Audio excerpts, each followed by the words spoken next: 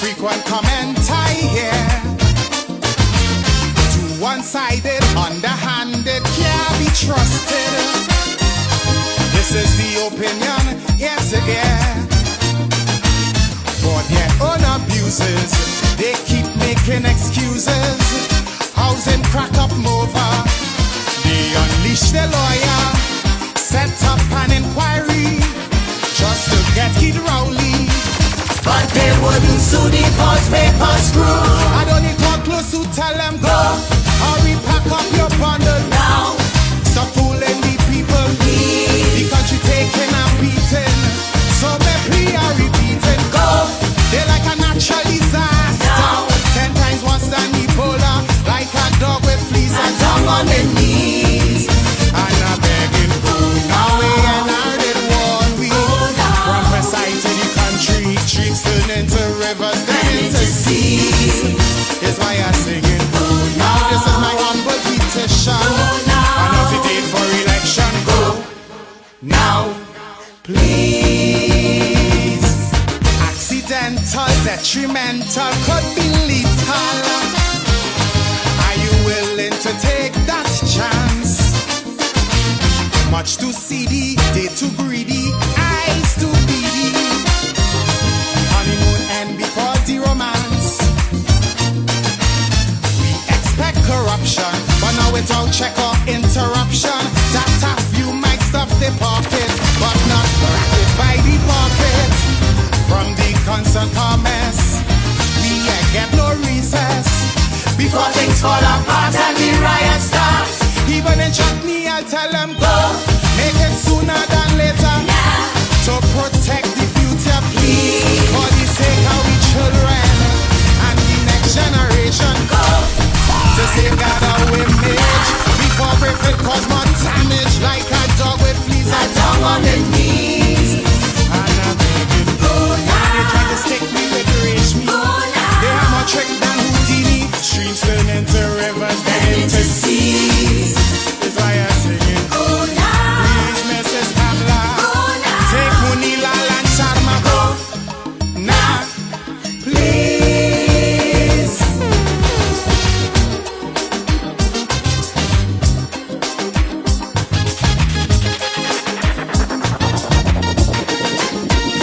HTS Jugo. Blaze.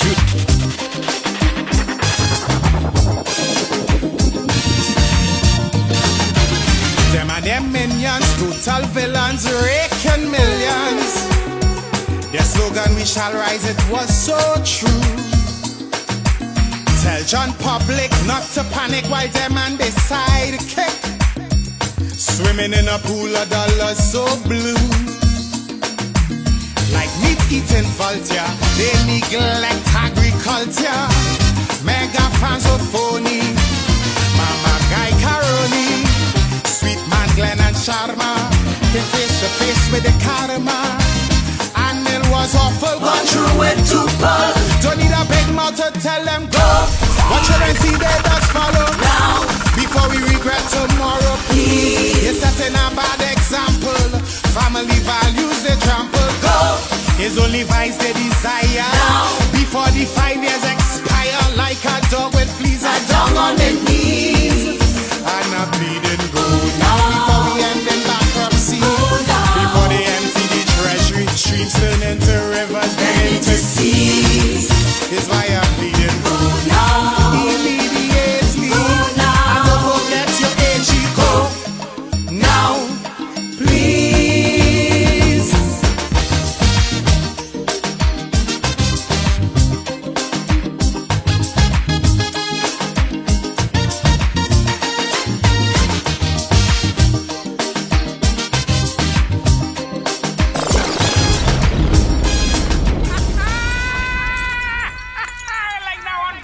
Good afternoon, folks.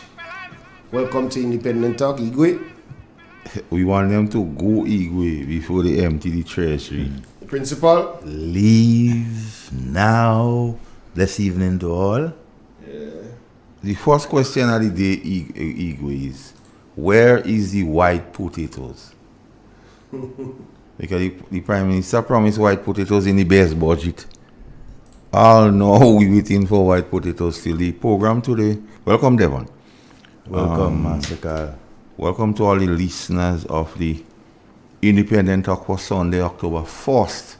October, Devon. October. The demise of the revolution, some say the liberation of the place. Everybody have a different view on the October. I only hope October be kind to us because Devon, in terms of the weather, September used to be the month to remember. Yeah. And September bring a lot of heat. And the kind of heat you have out in the Atlantic is the breeding ground for bad things. So I just hope October be good to us. Grenada is my constituency, Igwe. Real FM is the People's Parliament and mine also. Really people's spokesperson. Persons. We're blessed and protected by the ancient of days, Igwe. Our purpose here is to give you, the citizenry, the facts. What you do with the facts is a matter entirely for you. We also advise where shame is absent, anything could happen, as we've seen with this NDC administration. Lies, more lies, victimization, corruption. And we cannot remain and won't remain and should not remain silent. The problem in this country, Devon, isn't so much the outspokenness of the ignorant majority, but the deafening silence of the intelligent minority. Because all the persons before who in the last administration used to be vocal, all the critical thinkers, as a matter of fact, has since remained mute, the mouth zip, the hands on the lips. So you leave me and you, people like me and you, we must speak. So when they ask why all you're going on the radio every Sunday and speak, because the silence, the deafening silence of the intelligent minority, the critical thinkers, they stop speak on issues of national importance. Devon, and today we go touch a lot of topics. We have a lot of things to unpack. I don't know how far we're going to get. We must speak about agriculture and the promises they make and the lack of delivery by this government, the white potatoes. We must speak about regularization, because they're talking about regularization because they promise everybody permanent in the beginning. We have to speak about the housing debacle, Devon. Yes. Because first they started with who have already and they're threatening them to take it. Now those who would be persons who get, it's like they're already helping low-income people. They're selling house for people.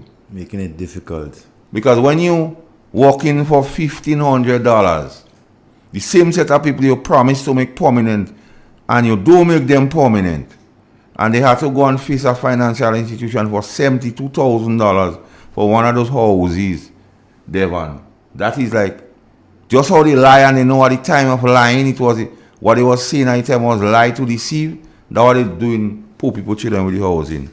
And I know the oil and gas thing will come up. The oil and gas, because in recent times we heard the throne speech. I don't know if you was party to that, Devon. Yes, I was. And the Governor General indicated out some information as it relates to oil. You understand? So we got to unpack that. And the ambassador, the same oil ambassador from Nigeria, what the Prime Minister said was not no ambassador, I do not know about that. And he gave the nation that the man was not an ambassador, but we seen on the Gazette the revocation of the man ambassadorship. So we go ask questions as it relates to the ambassador, because they say the list was clear. So how he gets on the list? Yeah. But first, as usual, I'll put my little piece, this thing. Wonderful errors and missteps. That's the caption of my Sunday piece. The regularization of the public workers is much talked about subject. The Honorable Dennis Cornwall, during his last election campaign, blurred out all contract workers will be made permanent. There is no reason for a parallel public service. It's quite okay to say these nothing buggers It's political talk, standing on the notion of the Honorable Ron Redhead when he said, when man feeling sweet, they don't see all kind of things, they don't see anything. However, when a government seriously contemplates moving a country forward, more responsibility thinking is required. Like, and I go ask a question here. How would the process affect the fiscal environment? Because remember when salary negotiation was on Devon, one of the questions for getting what they get and the government couldn't give more, they say constraints due to the Fiscal Responsibility Act. But we hear all kind of old talk now about regularization. Whether the economic growth complemented can cushion the effect of adding permanent workers to the already heavy wage bill. And then we go play a clip by the Attorney General when she say the IMF want them. If they do that, you go have irreparable damage. So when the government coming now and talking all this thing about regularization, we want to know how truthful they are, because we know the truth abideth not in them. Can a country with a non-contributory pension scheme withstand the added burden, and whether both must be weighed and analyzed to determine the best way forward? We go get into all of that thing. The truth is, the best scenario is for all employees to be regularized. But this issue must be treated in tandem with the associated issues like regularization and contributory pension and pension reform, which the NNP was championing, but everybody say pay pension, because them now, and I will play a clip with them now saying, based on the 1958 thing, it is unsustainable. And that's what the NNP is saying, and that's what they encourage the people to vote out NNP for. Based on the track record of Mr. Deacon Mitchell, I would not put it past him to use regularization as a smokescreen to cover all the wonderful errors his administration is making. His inclination is to burden the economy, screw the country, and pursue his one-term agenda. Be for one. But before you go there, I have two clips there. I want you to play for me, because we're going from the genesis, we're going deep sea dive into the gates. Yeah, we're going deep sea diving. I want you to play a clip, one from the Chancellor of the Exchequer. Because you see, these two clips are very important, Devon. Because the finance minister saying something and the prime minister of the country saying something as it relates to. And today's program, we're heading up with this clip because this clip have repercussions on one, the regularization, and two, what's happening in the housing. Because the same set of people they talk about NNP didn't care about in terms of making them permanent, the same set of people are going to them and they charging them $72,000 for a house. So that's the correlation. So let me get it. Hit it. Let's go. I'm happy that any loans, if affordable, is made available to citizens of Grenada. Mm-hmm. The issue is not whether that's not the issue. The issue is you've placed a large group of Grenadian workers on contract. Mm-hmm. You've placed them in a position where they are unable to borrow through the normal financial institutions by putting them in a position where they do not have sustainable or sustained employment. Mm-hmm. And what that means is that you've made them vulnerable. You've put them in a position where you now have to try and create a special lending scheme for them to borrow. And I'm saying even the special lending scheme that you've created, most of them are not going to qualify for the loan. Mm-hmm. And they're not going to qualify because you've already placed them in a position to disqualify them. Mm-hmm. Because they would not have acquired land. They would not have life insurance because they're working on 6 months or 12-month contracts. Mm-hmm. And if they're working, and if the jobs they are doing are permanent jobs, jobs that are normal customer requirements for the government, they should be indefinite employees or permanent employees. They should not be on contract work. And if they're not on contract work, they will be able to take part, like the rest of the persons who are on permanent jobs, in the normal banking and financial and the credit union systems in Grenada. Right. And that is how you create wealth. Absolutely. That is how you sustain and raise your standard of living. That is how you're able to save money. That is how you acquire a home or acquire a piece of land, or you're able to start a small business on the side. But when you put people on contract work, and when there is no need to do so, then you are putting them in a vulnerable position, and you're doing so deliberately. And so the question you have to ask is, why are you doing so? Yep.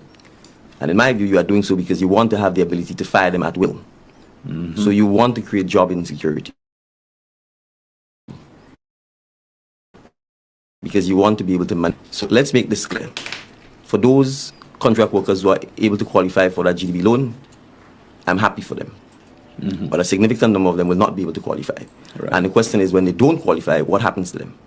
They remain on contract work. So what has to be addressed is the fact that the government has to end this contract work, absorb the employees because they are doing jobs that are normal, customary, and required.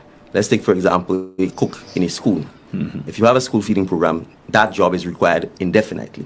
There is no reason to put a cook on a contract work. Right. And remember, when you put her on contract work, she has no pension.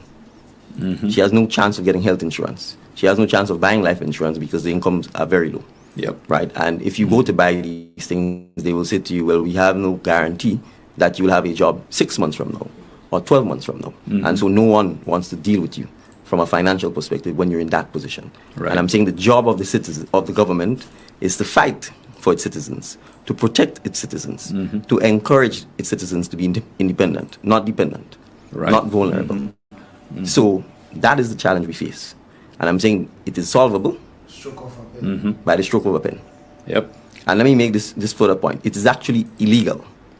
The Employment Act clearly says that you cannot put someone on a fixed term contract, meaning these short term contracts, when the position they are filling is an indefinite one. So the government itself is breaking the law. The government itself is being lawless. So I'm saying in those circumstances, they should in fact end the contract work, regularize the status of the employees, and any other incentives that should be offered to them to make up for the period that they've been on contract jobs, in fact, should be given to them. And NDC government will put an end to contract workers in the public service as soon as it takes office. There is no need for a parallel public service in Grenada. All workers will be given permanent status. See there? So, Devon, so you hear this thing where the Prime Minister is saying by the stroke of a pen, things could happen. He holds the pen right now. Or the Chancellor of the Exchequer holds the purse string. So that is why I play a clip from the boat. Now,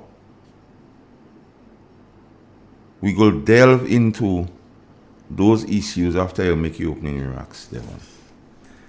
Blessed afternoon to all, Igwe, Master Carl, to all our listeners and our viewers, wherever you are at.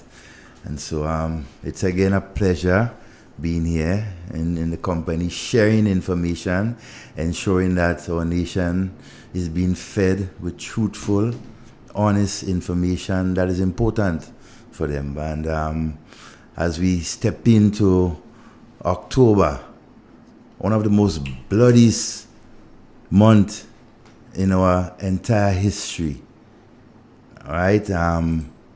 It is a time for us to do a lot of reflection. And one such time is the upcoming October 19th. And so it's a time when, our nation, would be in a solemn mood. But nevertheless, we have to continue life as it is and move forward. Master Carl, the question of the clip, right, that you just played there, I tend to tie in something with it. When the Prime Minister made all his statements about how uncomfortable the workers or the people of this country is or would be when it comes to contract work, and what he would do, even Minister Dennis Cornwall, right, mention it, but their actions so far is different to what they speak. And you have seen it, as you say, in the housing, right? We have seen it with the contract workers. How many persons 1 year and 4 months or so going, and how many persons that they have made permanent, and how many persons that they continue to give contract despite what they were saying. So it's a lot of contradiction with this present administration, right? From the word go, from education, agriculture, security, whatever it is a whole level of controversial issues. So as we continue along this program today, as Master Carl said, we will try to expose and expand on a lot of the topics that is so important to you to understand as we move forward. So let me deal with regularization first. Igwe, give me them clips and I'm in order. Now, we have some clips. The one is from the Prime Minister, and you have some clips from P.S. Marshall. Because when we're dealing with when we're dealing with issues, we deal with issues factual. We don't come here and make no innuendos against him. But they want to ask you a question. You're Igwe. You know? Already when you're ready. The question is, Igwe, between a con man and a drunkard, which one you prefer? Con man, no, he was a thief, no, he's a con man. No, I'm asking you a question. Don't answer or don't talk what I don't ask you. Between a con man and a drunkard, who you rather? None of them. The one between a con man and a drunkard, who you rather? I can't rather none. No, they put a gun to your head and you have to choose one. I'm taking the rum man. Okay, well, he's a rum man, so you go like rum. I would die. Afraid the con not man go betray me. The con man go betray man or yeah, so give me the clips, Igwe. Especially in powerful positions. The con man go betray me, Joy.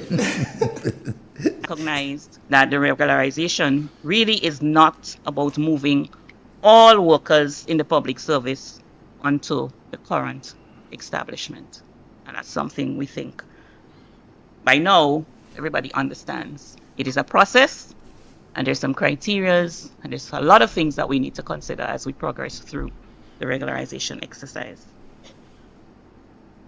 Go on again, play. We have a few clips, play them. And I think we need to appreciate that this is really a significant issue that we have to marry the pension in relation to the regularization. Because I think looking at the current situation, we've been in numerous consultations on this exercise, and one of the things that have been reiterated is the fact that the current pension in its construct certainly is not sustainable. And if we're thinking about regularization, where we are looking at the optimal size of the public service, which would mean we are going to grow to allow for us to meet our demands, certainly the reform of the pension becomes a most critical issue that we need to address. So we are happy that the government saw the need for us to do the reform of the pension alongside with the regularization exercise. So, Devon, regularization, pension reform. So all this old talk and halabalu about they go regularize people is just old talk. Because, play that clip again, you know, because I want people to understand what P.S. Marshall is saying here. And I think we need to appreciate that this is really a significant issue that we have to marry the pension in relation to the regularization. Because I think looking at the current situation, we've been in numerous consultations on this exercise, and one of the things that have been reiterated is the fact that the current pension in its construct certainly is not sustainable. Stop it right there. And if we're thinking about... Stop it right there, Igwe. The Current. Pension in its current construct is not sustainable. Point blank. So, if it is not sustainable, anytime you regularize, pension becomes a factor, Igwe. So, if it is sustainable now, when you add more people, will it be sustainable?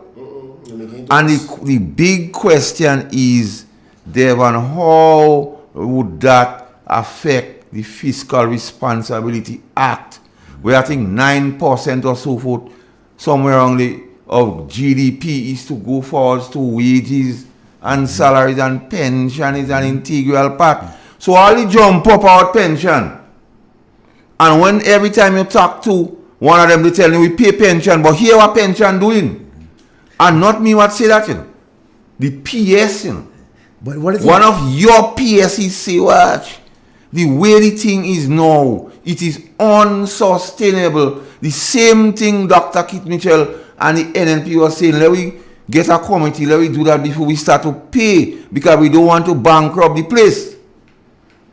But you have a clip by the Attorney General, all you want Igwe. Set up that clip for me. Because the Attorney General would answer all these questions. Play it for me. Contract work and pension reform must go together. Because we commit to pay the retroactive pension, and we are doing so. We understand the import of the ruling of the court, but so as not to do severe damage, Hold on, stick up in there. perhaps even irreparable damage. Just stick up in, because we want to break it down. There one first thing she say, irreparable damage. That's the first thing. Let me go now. Let me go again. Good again? Yeah. To our economy in the long run. We must work out a pension plan going forward that's sustainable. You hate it? You good? So we should walk. That the full clip? That's the full one. I want the full clip, You want the man. long one? Yeah. The quality of that one is not...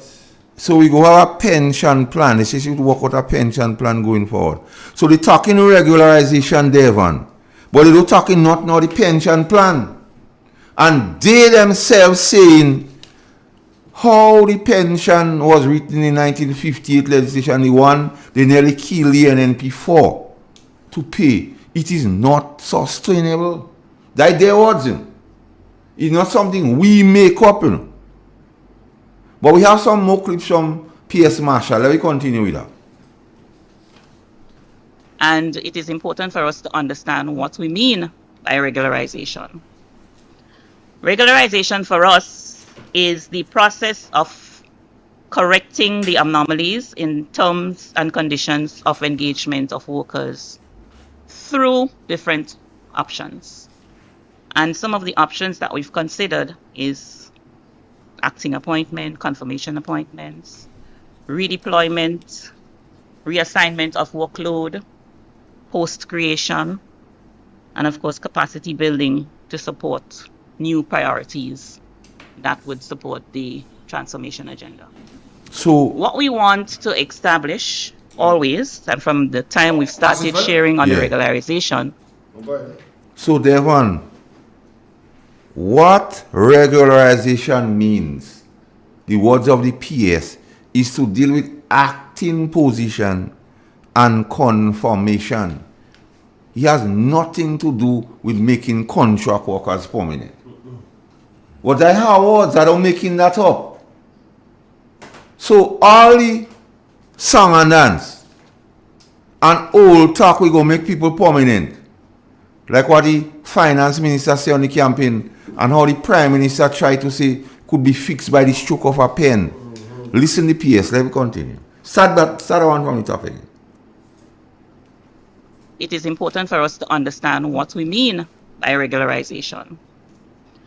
Regularization for us is the process of correcting the anomalies in terms and conditions of engagement of workers through different options. And some of the options that we've considered is acting appointment, confirmation appointments, redeployment, reassignment of workload, post creation, and of course capacity building to support new priorities that would support the transformation agenda. What we want to establish always, and from the time we've started sharing on the regularization, we recognized that the regularization really is not about moving all workers in the public service onto the current establishment. And that's something we think by now everybody understands. It is a process, and there's some criterias, and there's a lot of things that we need to consider as we progress through the regularization exercise. So Dev, on that clip is contradicting Mr. Dennis Cornwall And the Prime Minister. because Mr. Dennis Cornwall say as soon as there is no need for a parallel public service, but the human telling you there's a need for it there. Because in all the regularization talk, you realize you don't have no place for the imanis, the wardens, the caregivers and them. The ordinary contract workers.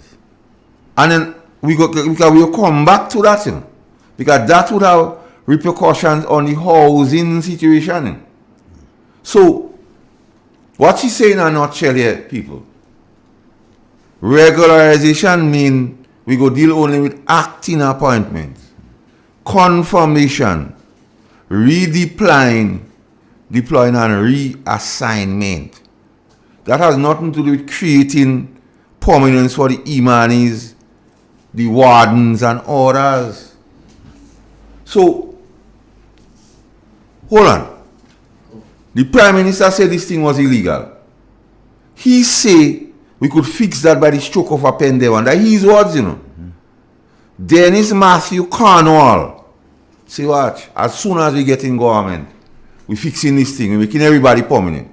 Because there's no need for a parallel public service. So what happened on the road to Damascus, Dennis? And the Prime Minister, because we see in the stroke of a pen beating up on poor people, children for the house and them, no. Because we will get to stroke of the pen and loan, and who getting all the money in GDP. And on it, and like Gates, I tell you, he say, youth man, where are you going? The youth man say he gonna fight for your rights. Okay, he had a M16 on the back and he ask him, you alone? So what happened to the imanis? The wardens? Devon, let me hear you on that, Devon. Let me hear you. Well, it's hard not to, feel the pain for persons in those categories, because coming out of those statements, those clips that we heard,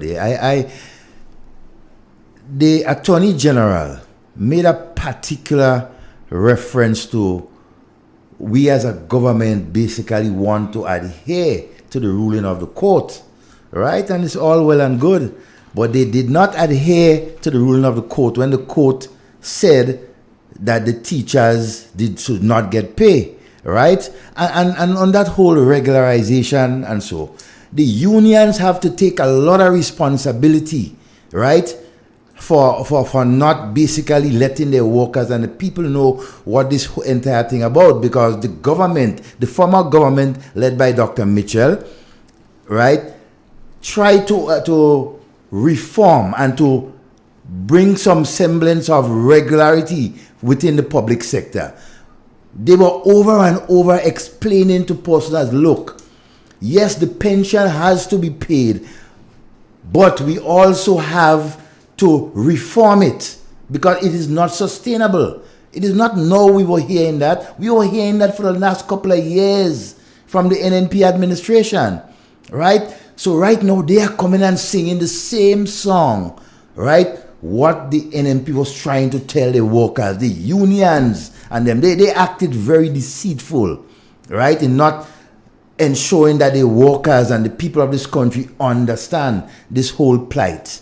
And they have to take blame and responsibility to where we are at this point in time.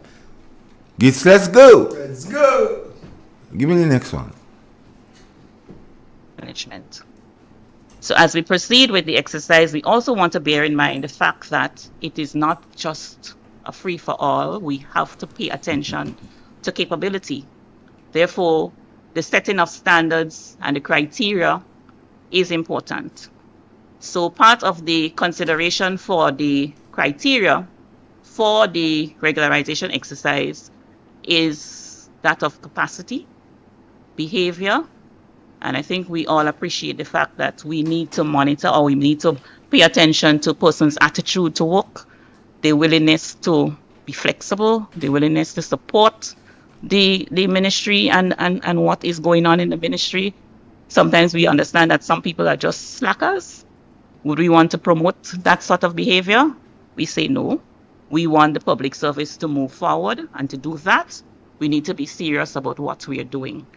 And so behavior will form a critical part of the criteria for determining the way forward, as well as. So, Devon, right now they're setting up the abattoir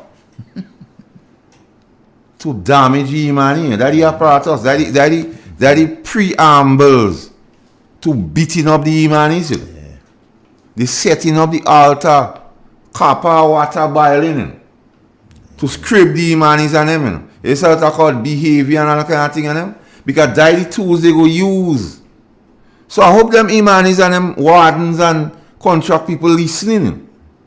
Because although they get fooled by these people and them, they go make it permanent. Because all you argue with even me and tell me I'll go get pension and they go make all the permanent. All you hear what they're saying. And they're not even mentioning them now. You know? Not at all. They don't even mention them. They don't exist. No, they don't. They no acting capacity. They're not up for confirmation. So they don't think so. They don't care. Right now they're setting up the abattoir and the stall. Yeah. Copper on fire with water. Yeah. Just a knife in neck and scrape. The butchery starting just yeah, now. Man. Let it go. Start by reiterating the government's commitment to taking on what is undoubtedly a complex and difficult task. It is easy to run away from things that you didn't create. And clearly, we've inherited the situation, and as so ably contextualized by P.S. Marshall, this goes back at the earliest to 2013. As a nation, we entered a structural adjustment program. Significant sacrifices were made by the nation as a whole. Our fiscal situation was in a bad shape, and policy decisions were taken at the time, particularly fiscal ones, that we still live with today. I don't know that the structural adjustment period has ever ended. I knew it started, and I've never heard of an official end. The taxes have largely remained intact, and to a large extent, when it comes to the public service, the varying Yes, the first question I want to ask the Prime Minister is our tax. Yes. Mr. Prime Minister, will you increase taxes? Because the Chancellor of the Exchequer, when they ask him, he say he don't want to jump the gun. So jump gun means things in place. When a man say he don't want to jump the gun there, and it means the things is in place, he just not ready yet. So the first question I want to ask him, will you tell the nation categorically that you would not increase tax? But you know, I just catch the Prime Minister line in that statement. Yeah. Right there. Yeah. When he says categorically that the structure, he does not know that he finished. If the structural adjustment finished and if the taxes that were imposed is still in effect. What a blatant lie by our Prime Minister. I mean, you've been in office for more than 13, 14 months now, and you come in and tell the nation that you do not know about the oh my God. Let's go. Let's go, Scotty. Come in. The regularization is focused on the several hundreds, if not thousands, of other persons who do not have those things.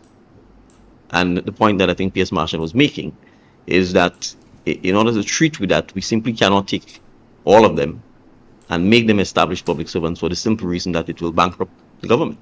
It will not be sustainable.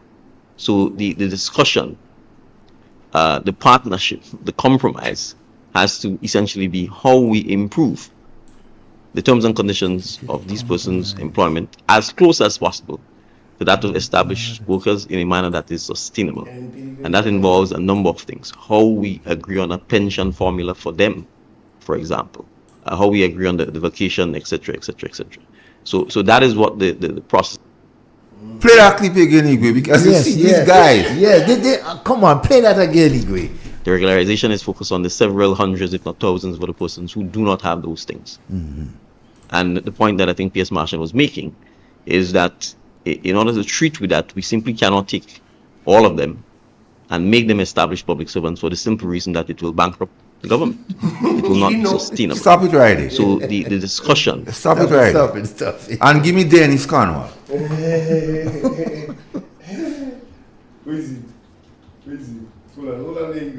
Agreement. And NDC government will put an end to contract workers in the public service as soon as it takes office. There is no need for a parallel public service in Grenada. All workers will be given permanent status. Play back the first clip. No, not yet. Not yet. Well, who should we believe? None. None. Both of them lying. Drunkard. Both of them lying. Both of them lying. Take it easy, Gate. This too exuberant. Take it easy, Gate. Rein in yourself. Pull yourself together. Pull yourself together, Gate. Massacre, both of them lying. So play the Prime Minister again. Yes. And we want people to hear it, listen it. The regularization is focused on the several hundreds, if not thousands, of other persons who do not have those things. And the point that I think P.S. Marshall was making is that in order to treat with that, we simply cannot take all of them and make them established public servants for the simple reason that it will bankrupt the government. It will not be sustainable. So the discussion, the partnership, the compromise has to essentially be how we improve the terms and conditions of these persons' employment as close as possible to that of established workers in a manner that is sustainable. And that involves a number of things. How we agree on a pension formula for them, for example. How we agree on the vacation, etc., etc., etc. So that is what the process. And when we say that, they say we lying on the man. But that the man one wasn't. A parallel pension. You hear what the man talk about, eh? Now, if Mr. Dennis Cornwall in his statement said that there don't want to be no parallel public servant. There's no need for. But how come the Prime Minister is talking about a separate pension scheme for those other workers? I mean, that don't sound right. Well, he's the same man who talk about a stroke of a pen. It could be fixed by the stroke of a pen. He who say that. I want you to hold them to it. Because I want a clip for you, you get that clip from me by Andy Williams where you see you have to hold them to it. Oh, exactly. Question them, write it down. We will. But we didn't write it down, we tape it. Yes, wrong we right tape now. it. And this is why I'm making the lie. That if you speak, you get victimized. And this is wrong. Because we should be able to speak. I can tell you I'm not a yes man. Right? We should be able to speak. If NDC is in power right now, we should be able to say exactly what we don't like that is going on in government. If an NMP, vice versa, same thing. Right? There's a fear going on right now that if you talk, you're going to get victimized. And that has to stop. We have to stop what else going on. But we're voting for NMP or NDC or whatever it is. When you go into a rally, go and listen to exactly what they are saying. See if it makes sense. Get a pen and piece of paper, write it down. And when they go in office, hold them against it. A man can't just come and just promise you XYZ and when he come, he ain't doing it. Hold them against it. And if we start demanding more other people, they wouldn't have a choice but to raise their level. But if these parties see that we just anything goes for us, they will continue giving us mediocre. Devon? Yeah, it's amazing, eh? When he telling us to write it down, write down everything. But you know what? We taping everything that these guys were saying and is saying. We are going to tape it, right, and repeat it for the people of this country. So we're going to hear who lying and who telling the truth, right? Because no matter what you do or say, when you come out on the radio and you talk truth, you try to explain, bring information to the people. Some of those NDC goons out there on Facebook and radio and so want to come after you and all these sort of things. But we talking truth, right? And you're listening to your own MP and your government lie to the people. It is their voice, not our voice. Master Carl? You have something there for me? Ulani, I just like it up. No. And I would just want to go on Go on. Why are you on record for them? I have one more clip from the sections of, but then you said the next Yeah. one. The last clip I saying, don't play it yet. Play The last one. this union guy, what he said, Right. because he doesn't believe his politics. So listen, because hold on.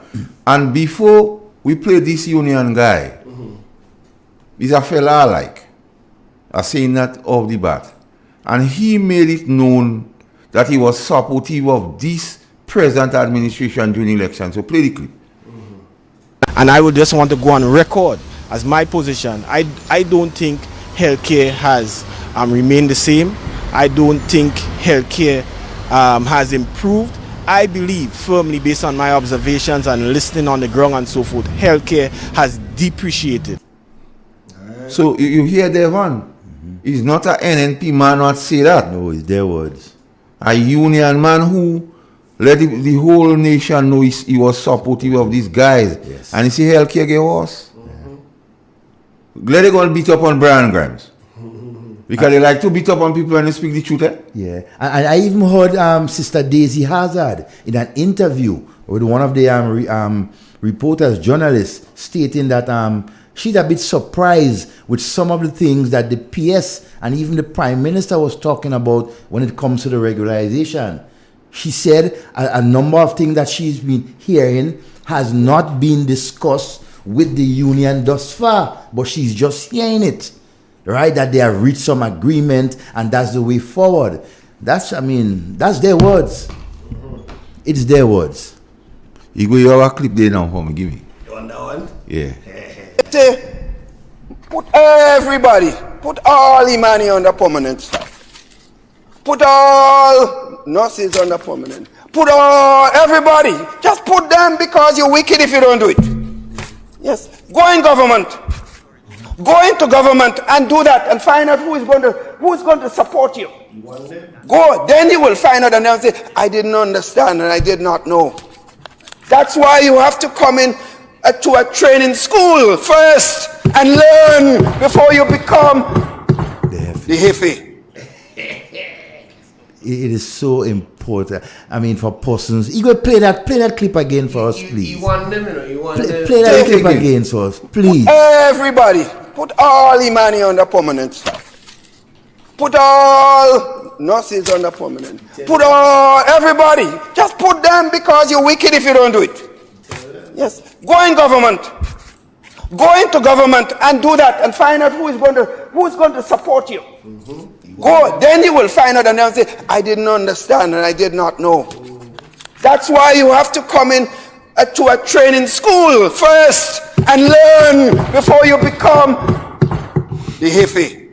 So, now they in government, they won't change you. They won't change. The unsustainable. You want them. What? We only deal with acting. You understand? And we can make everybody, it's not a free for all. So when you campaign and you tell them what's a free for all, you go make everybody. You lie. Play Dennis again. They lie. Dennis? Yes. Okay, yeah. No, he can't move because He can't go nowhere. No. You're mad.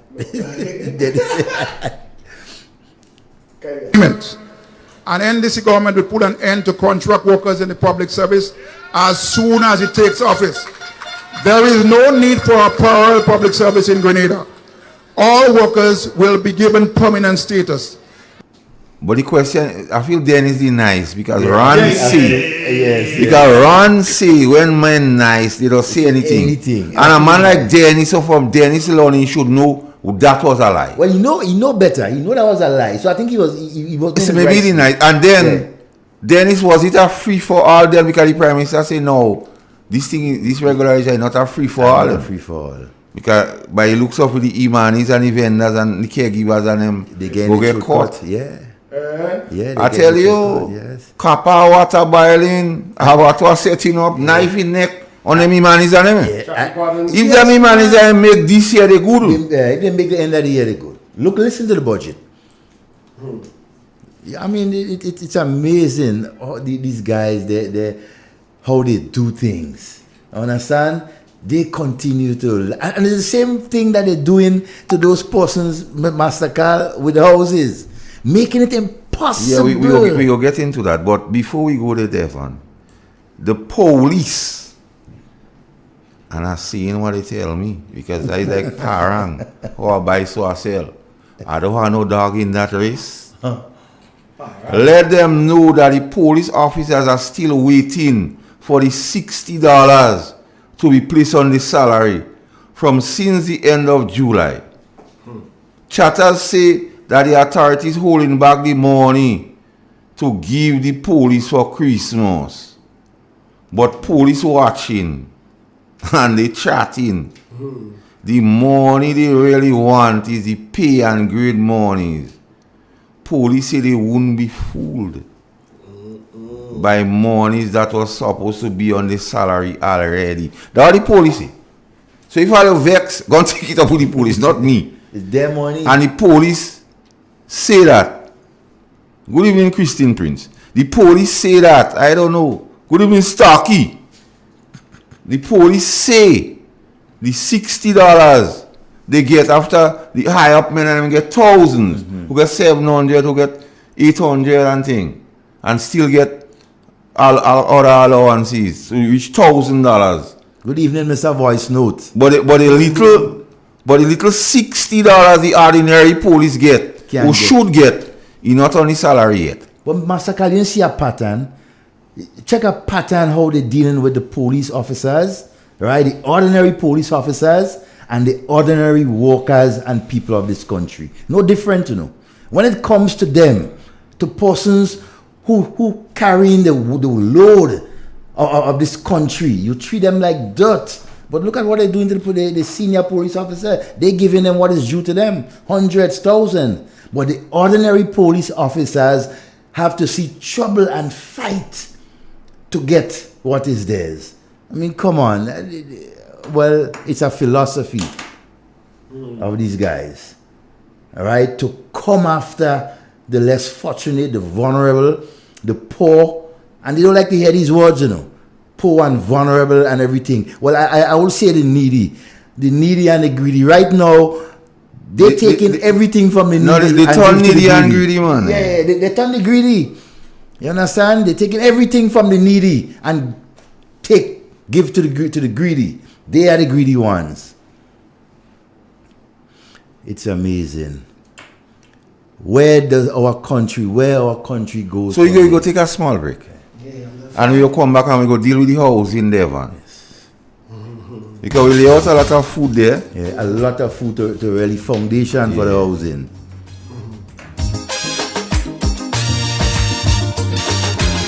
You tell me candid, they too wicked, far too crooked.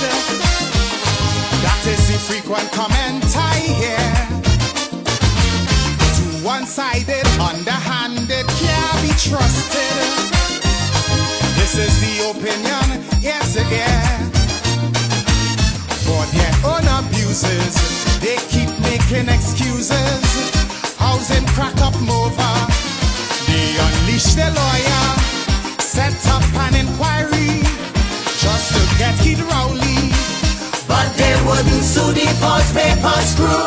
I don't need to come close to tell them go. Hurry, pack up your bundle now. Stop fooling the people. The country taking a beating. So maybe I repeat it. Go. They're like a natural disaster. Now. 10 times worse than Ebola. Like a dog with fleas and tongue on their knees. And I'm begging food. Now we enacted what we prophesy to the country. Streets turn into rivers, then into seas. Is why I'm singing. Now this is my humble petition. Another date for election. Go now, please. Accidental, detrimental, could be lethal. Are you willing to take that chance? Much too seedy, they too greedy, eyes too beady. Honeymoon end before the romance. We expect corruption, but now without check or interruption. That a few might stuff their pocket, but not racket by the pocket. From the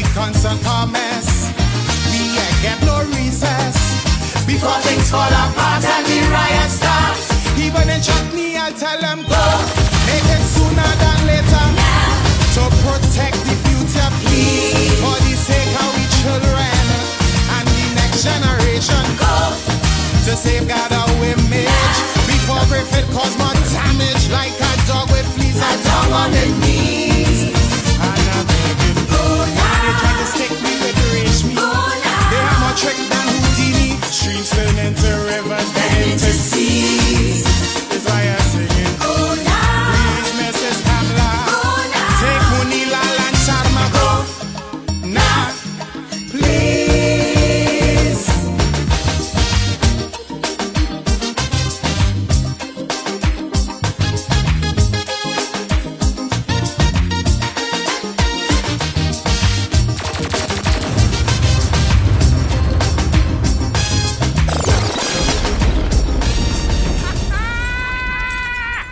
Yeah, give me one time.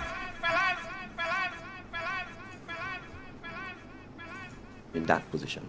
Right. And I'm saying the job of the citizens, of the government, is to fight for its citizens, to protect its citizens, to encourage its citizens to be independent, not dependent, not vulnerable. So that is the challenge we face. And I'm saying it is solvable by the stroke of a pen. Yep. And let me make this further point. It is actually illegal. The Employment Act clearly says that you cannot put someone on a fixed term contract, meaning these short term contracts, when the position they are filling is an indefinite one. So the government itself is. They want to hear? The responsibility of the government is to fight for its citizen and not to fight against its citizen. But the Deacon Mitchell administration is fighting against the citizens. So let me go in the house in the background. And hear this thing, because this thing is serious business. Low income houses mean houses for persons who have low incomes. All right? The government and people, China, the People's Republic of China, Red China, gave a gift to the government and peoples of Grenada, the houses. The government of Grenada gave the crown lands, the houses built. Some who have already, we hear all the threats going out, what action they go take against them, house letters and things. To me, they're not fighting for citizens, they're fighting against. And then now, after all the shenanigans about giving all the houses, the letters indicating to the applicants who they say are successful. Here are you successful. They giving you a letter saying you're successful and telling you go to the bank or financial institution and get some money and come back. Are you successful? But they say you're successful. We thank you for submitting an application to the Housing Authority Grenada to be the legal owner of condominium unit situated. We know the situation where they are situated. Confirmation of offer of condominium unit. The Housing Authority of Grenada confirms acceptance of your application for the purchase of the condominium unit and offer to you the unit as specified herein. And they give you the price, they give you the area, they tell you when you got to inspect and the condition, and they say go in a financial institution. So what's so about the financial? What help the person getting? Because if you could have gone in a financial institution already, you would not go for the low income housing. You build your house long. Yes. But let me look at it. The same set of people that Dennis Matthew Cornwall tell we go make all your permanent. The Imanis, the wardens and others, they working for about $1,600 at best. Yes. You go to a financial institution, they usually take 40% of what you own in. Yes. So $1,600, 40% is about $700 thereabouts. After you pay $700. You still have to pay electricity, levy, and VAT. Hold on with the call, we go take it just now. Water, levy. How you expect these people to live when the Prime Minister say you have to fight for your citizens? But you know the Prime Minister cause I'm fighting against the citizens of Grenada. Always, we know your record. So you don't forget. So now, a little blackboard tell me they're trying to frustrate people because they know they won't get the money and then sell it for their friends who go rent it for people and make money. Exactly, that is what I heard too. No, that a blackboard very passed by me this morning and say, so what? chatters on the street gates. They say they're only doing that for people who can't afford it and sell it for their friends. So people go back off. And then the friends go have it renting. But they say they care about the citizens of this country. They say, the Prime Minister say you have to fight for the people of the country. But you're so accustomed fighting against the country, you don't know what is fight for country. Yeah, for and against. You don't really know the meaning of those two words. But that is a wicked, downright act by these people, you know, treating persons like that. Imagine a gift was given from the People Republic of China, right, to the people of Grenada, right, where houses concerned, not land and houses, you know, units. Free of cost, a donation to this government. And now you want to let the persons who's supposed to be dwelling in these houses, these apartments and so, you want them to go to a financial institution, get $70,000+ before they can get to the house. So in the first place, if these persons were the needy ones, if these persons were the less fortunate ones, and so, and they were the ones who supposed to have these houses, and so, how they are going to meet a mortgage set by the bank? And remember, the majority of them is on contract. The Prime Minister states that a contract worker cannot get nothing from the banks, and if they get it, I mean, he's lucky, he's glad for them. All right, so they have set the stage for the persons who supposed to be getting these units not to get it by imposing that burden on them, right? Making them frustrated and say, you know what, I have to go to the bank and get this loan. I ain't sure if I have to get that. All the tactics. So then that is so disgusting. So not Grenadian. They can make a better try. Please. No mama guy. Please. Please, Mr. Prime Minister and Mr. Telesford. Please. You as a housing minister, you should know better and do better than that. Well, here a clip there, man. Play it one time? Yeah. Thank you for the question. And so let me, obviously it's a question that impacts a significant number of persons. I want to say young, but clearly the Money program is no longer a program for young persons. No, your jobs will not be terminated.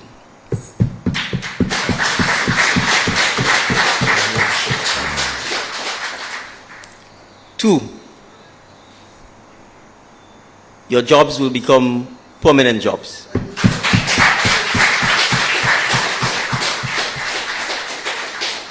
Three, we will not place you on 6 months and 12-month contracts so that we can exploit you.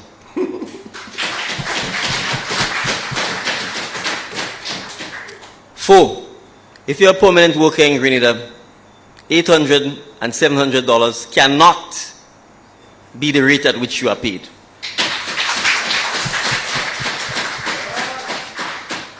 Five, this government will stop the exploitation of the Manis.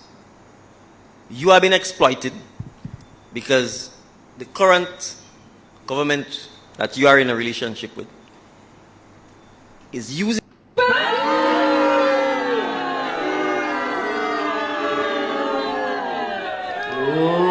So you hear what he say? But you hear that audio clip where he say it's not a free for all. Yes. So which version should we believe? None. Boy, me scared that tongue, eh? Lies and more lies. But you know, when you lie, you have to make a next lie to cover that lie, eh? Yeah. So you wouldn't stop. So you just lie down the road. Yeah, you just can't stop. Keep going. Both he and Minister Cornwall and Telesford and Andy, you know, all these guys and them just continue to lie for the Grenadian people. And when we expose them with the clips, their own mouth and so, right, they have to make another lie to cover that up. I mean, that is so disgusting. You hear what Columbus lie? Columbus lie? Yeah, get so we go take a small break and when we come back we start to entertain calls. Entertain calls, yes. I know they can't wait, eh?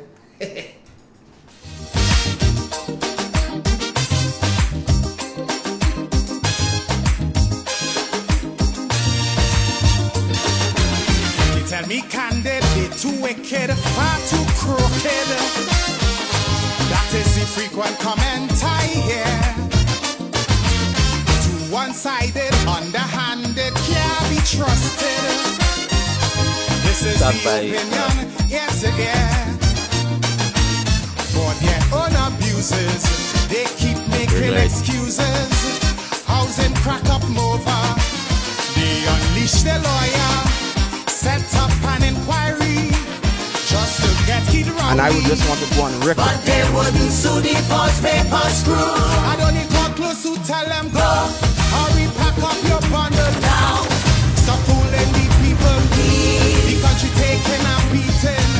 So me plea are repeating. Go. They're like a natural disaster. Now. 10 times worse than Ebola. Like a dog with fleas and tongue on their knees. And I'm begging. Now we enacted one week. Prophesy to the country, streets turn into rivers, then into seas. Is why I'm singing.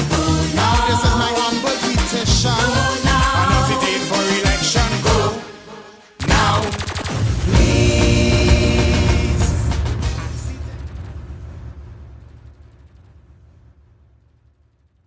Thanks, government. But I want to say this.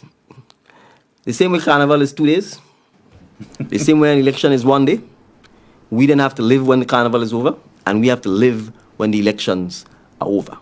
And as citizens of Grenada, we have to live with the consequences of our choices. They leave you with it. Play it again and people hear the guy. They leave you with it. Thanks, government. But I want to say this. The same way Carnival is 2 days, the same way an election is 1 day, we then have to live when the Carnival is over, and we have to live when the elections are over. And as citizens of Grenada, we have to live with the consequences of our choices. You hear the Prime Minister there, man? And my God, we living with the consequences. Tell you, we living with it. Gates I tell you the clip go hard. The clips go hard them today. I mean, he just, They're not my words, you know. that's Devon. his words. We living with the consequence of the election. That is why we here. Call us, you can call in now 4420175. Consequences like what they are doing with the poor and vulnerable the houses. Consequences like when they take the $150 from the most vulnerable of our people. These are consequences that we're living with because of our choices. You will take the first call. Yes. Hello. Good afternoon, Mr. Carl. Hey. And Igwe and I'm calling the WhatsApp. Devon. Good afternoon. Devon, you are a painkiller to me, boy, like a Panadol, and I have headache when I hear you. I love to hear you. Our reasons is more than one. God bless you, man. Continue the good work. Thanks, my Mr. brother. Carl, Hey. now, I wonder if the NDC is Grenadian, if the parliamentarians are Grenadians from a foreign land. I don't, how the way they run in this country,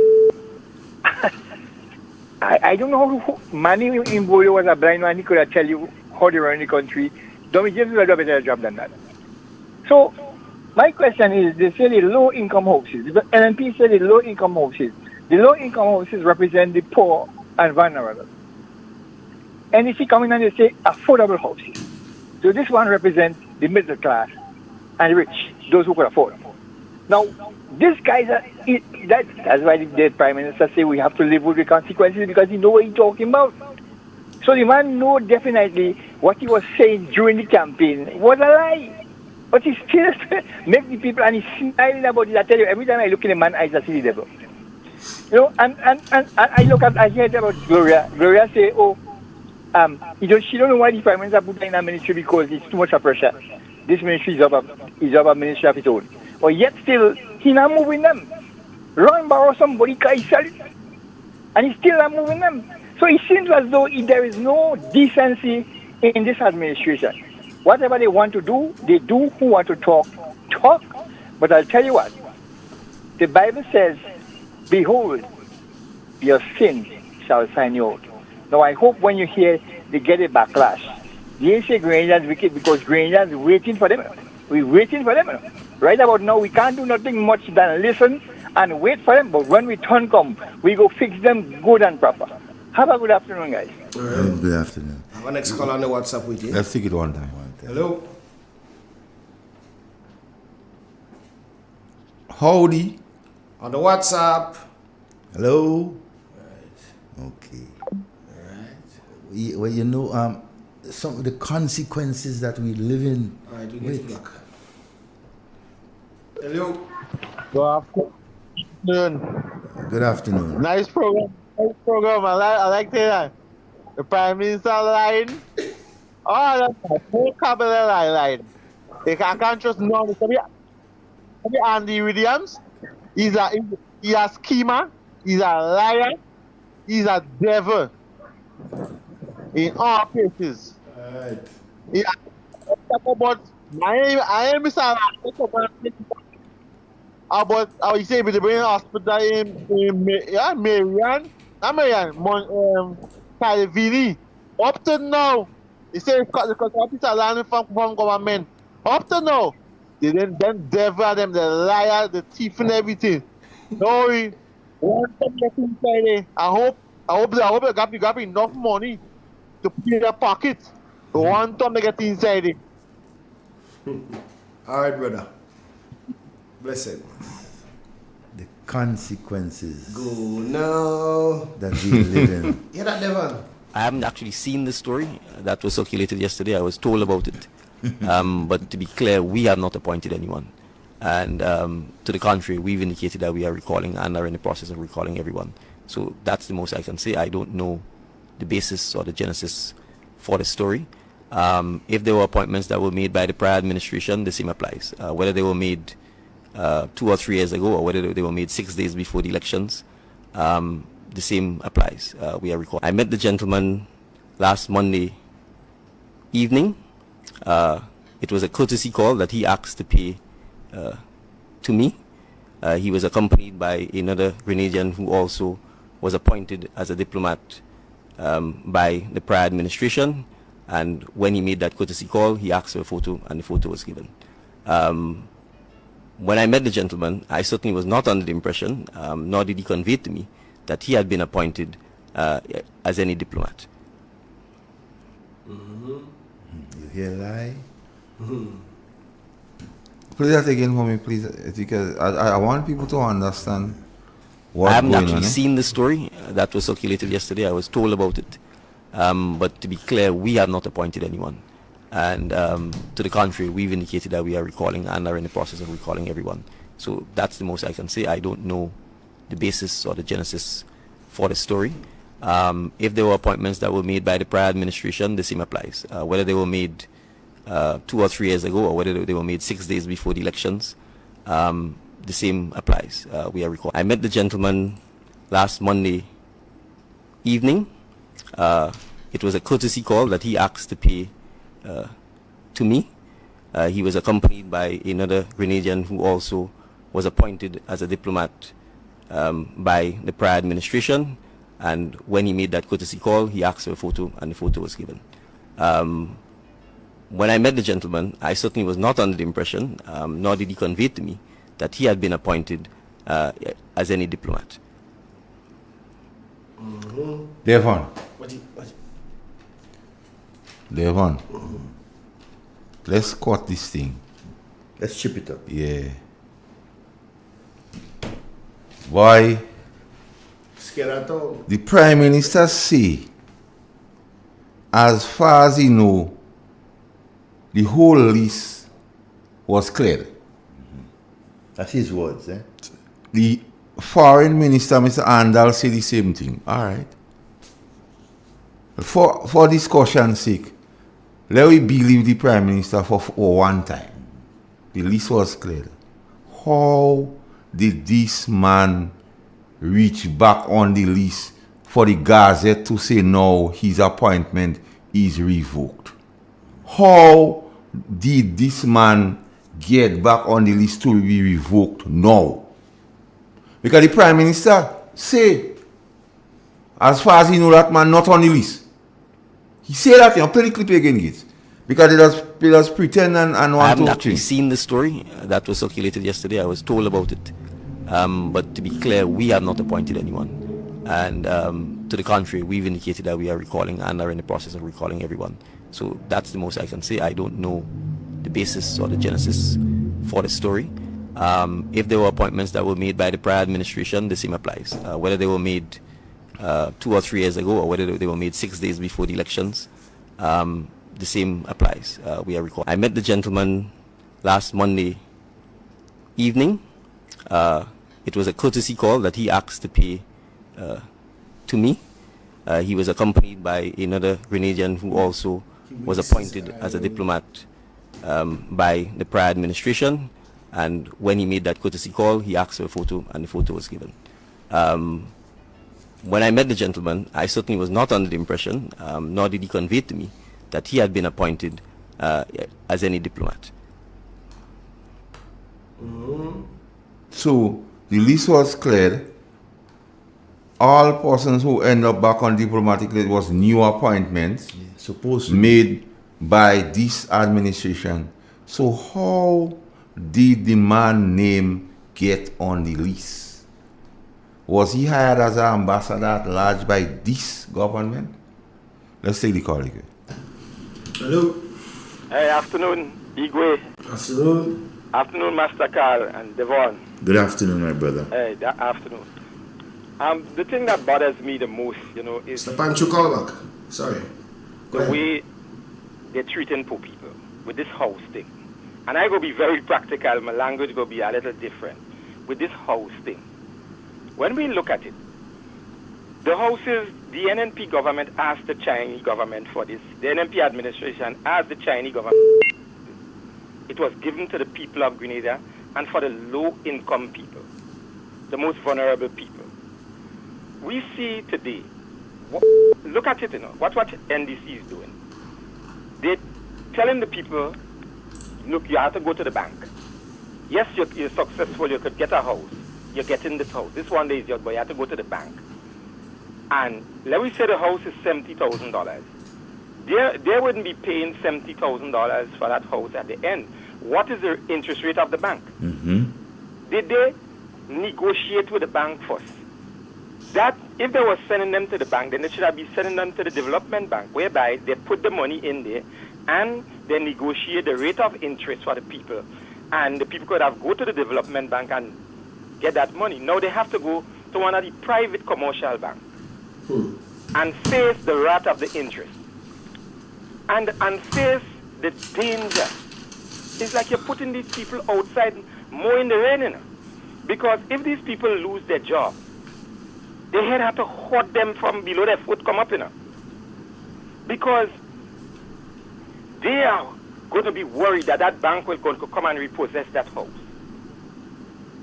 It's dealing with poor people. It's a technical thing, It's a very technical thing. And more, when people say NDC don't like poor people, it is a true thing. These people really don't like poor people. They want to give poor people a house, but they want to chastise you to give you that house. They want to bring you in a place where they're telling you, are disciplining you in order to give you that house. So by sending them into a commercial bank, is getting these people with a certain mind frame that they have to be on their P's and their Q's, because all you don't like to pay for thing, well, we put in all you have to pay for it. And if all you don't pay for it, all you go lose it. But in what is interesting, which financial or commercial institution right? Leaving out the GDP. Which one of them will basically give a loan for an apartment building, not a piece of land and house, but basically a corner, a unit? I could give the answer to that. None. Okay. They ain't gonna take that high risk, and if they're taking that high risk, it's already a very high risk. They would have the interest very high. The interest on that loan will be very high because that is a very risky thing. So they're eliminating the persons who the house is supposed to be for, the low-income persons. That's who they're eliminating. So just now you will be finding people who could afford to build houses for themselves, people who could afford to really buy land and build houses. These are the people who will be going and getting these houses. They go and get the house and rent it for people? Exactly. Well, my biggest question here, caller, is why did LACO and Andy, why they didn't go to this financial institution? Why they go in GDB? Exactly. and look and check the salary. How come Andy and LACO go in GDB? And check the salary. And these people and them know how to go in financial institutions. Because these people use government to bail them out. One was bailed out from his housing problem, and one was bailed out from his business problem. They use government to bail them out. So you see the consequences of our actions. Let me hear that clip again. As the Prime Minister said. All right, brother. Thank you. You're welcome. All right. I haven't actually seen the story that was circulated yesterday. I was told about it. But to be clear, we have not appointed anyone. And to the contrary, we've indicated that we are recalling and are in the process of recalling everyone. So that's the most I can say. I don't know the basis or the genesis for the story. If there were appointments that were made by the prior administration. But I want to say this.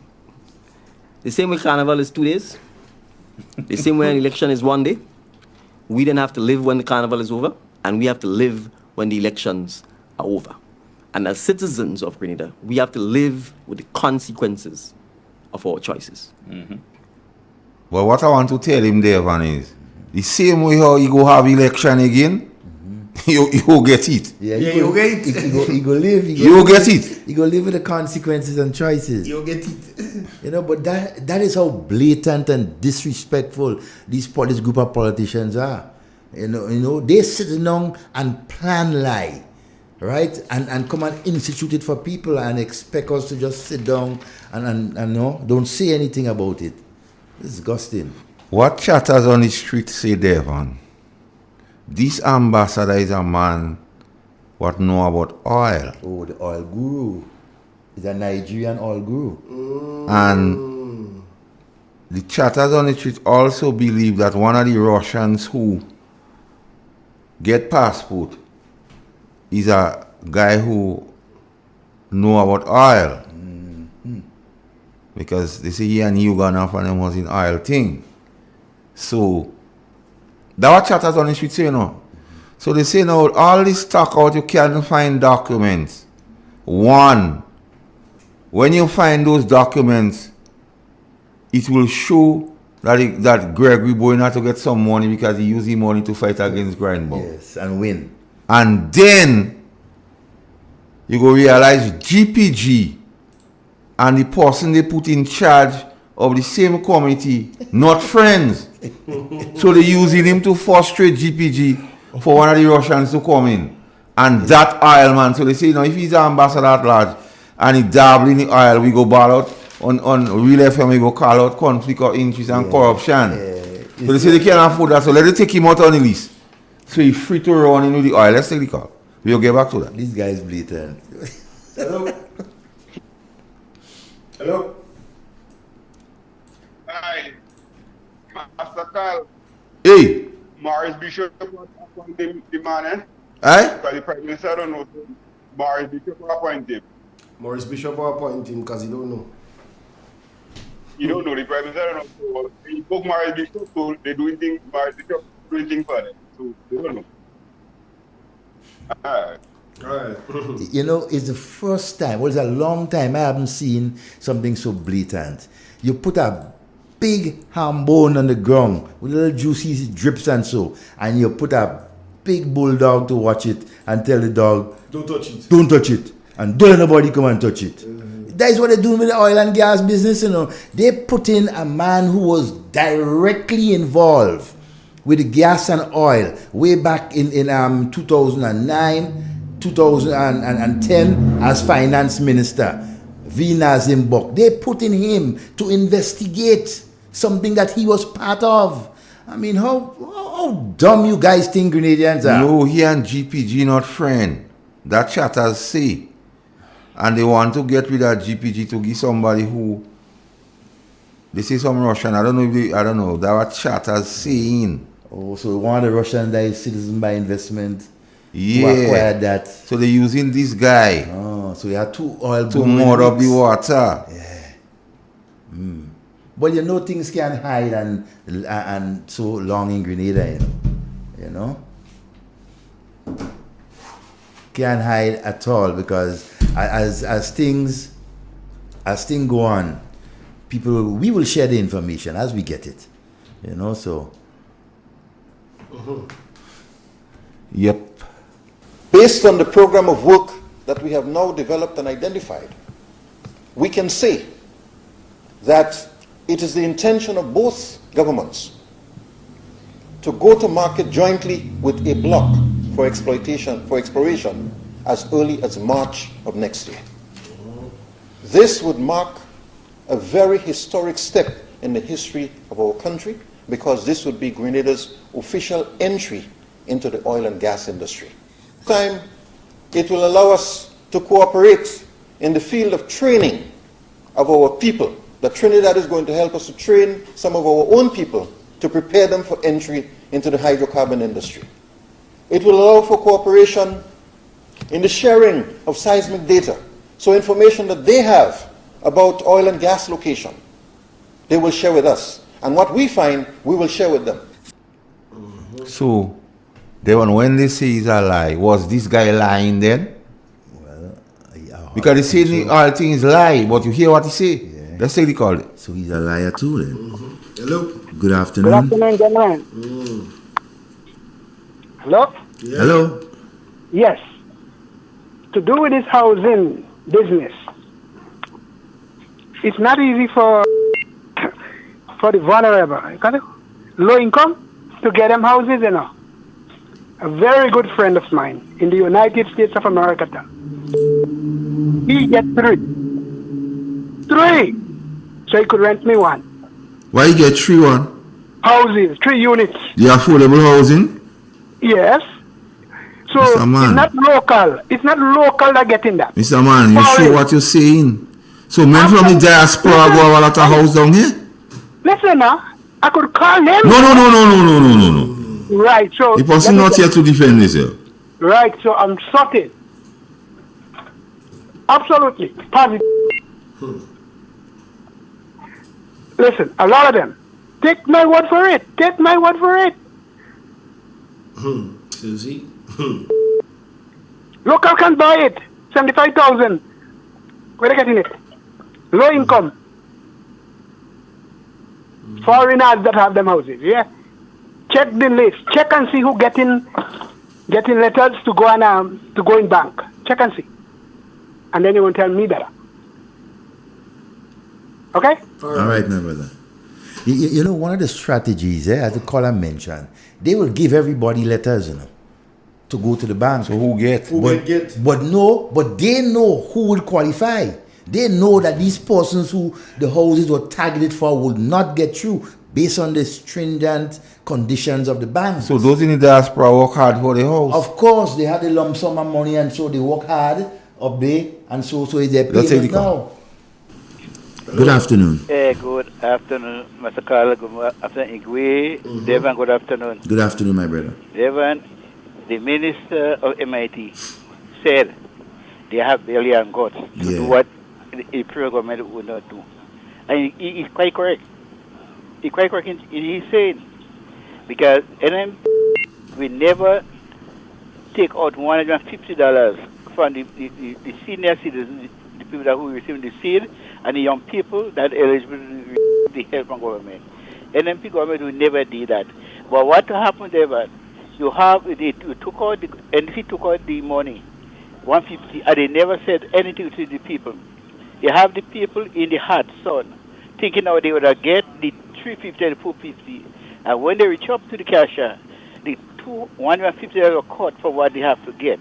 And one, they have barely got again to have press conference, and people in the low income houses, if they cannot come up with their payment, they will put out from the home, brother Robin. Also, brother, they have barely got to lie to the Grenada people and said immediately after getting into office, all contract workers will be made permanent. And because contract work is illegal. And Brother Sheldon, the same illegal thing that the Prime Minister said, the illegal thing become illegal law. Because what is wrong is wrong. And what is illegal is always remain illegal. And what is right is wrong under the previous government. Why? No, we become right now doing the same thing. But when you got Brother Sheldon's government, the government attack. They attack and condemn. And the same thing they condemn, they come back and do the same thing. And I see the government going in history as the worst government. The government has more anti-people and hate the people are going to carry on beating my thing. But Sheldon, Roman and Carl have a best. All right, my brother. You know one of the things that really concern me? Seriously, the whole question of our national security. Because when our Prime Minister could nominate or designate a minister or MP who was a cloud of all sorts of things from owing government taxes, from owing business people, all sorts of money, bounce check, everything like that. When you would take somebody like that to be acting Prime Minister, I am scared for the security of my country. Good afternoon. Yes, good afternoon, fellas. You think it's Noah trying to get all you? Somebody asked if you stop Carl. Good afternoon, Miss Anne-Marie. You didn't see how my brother was died?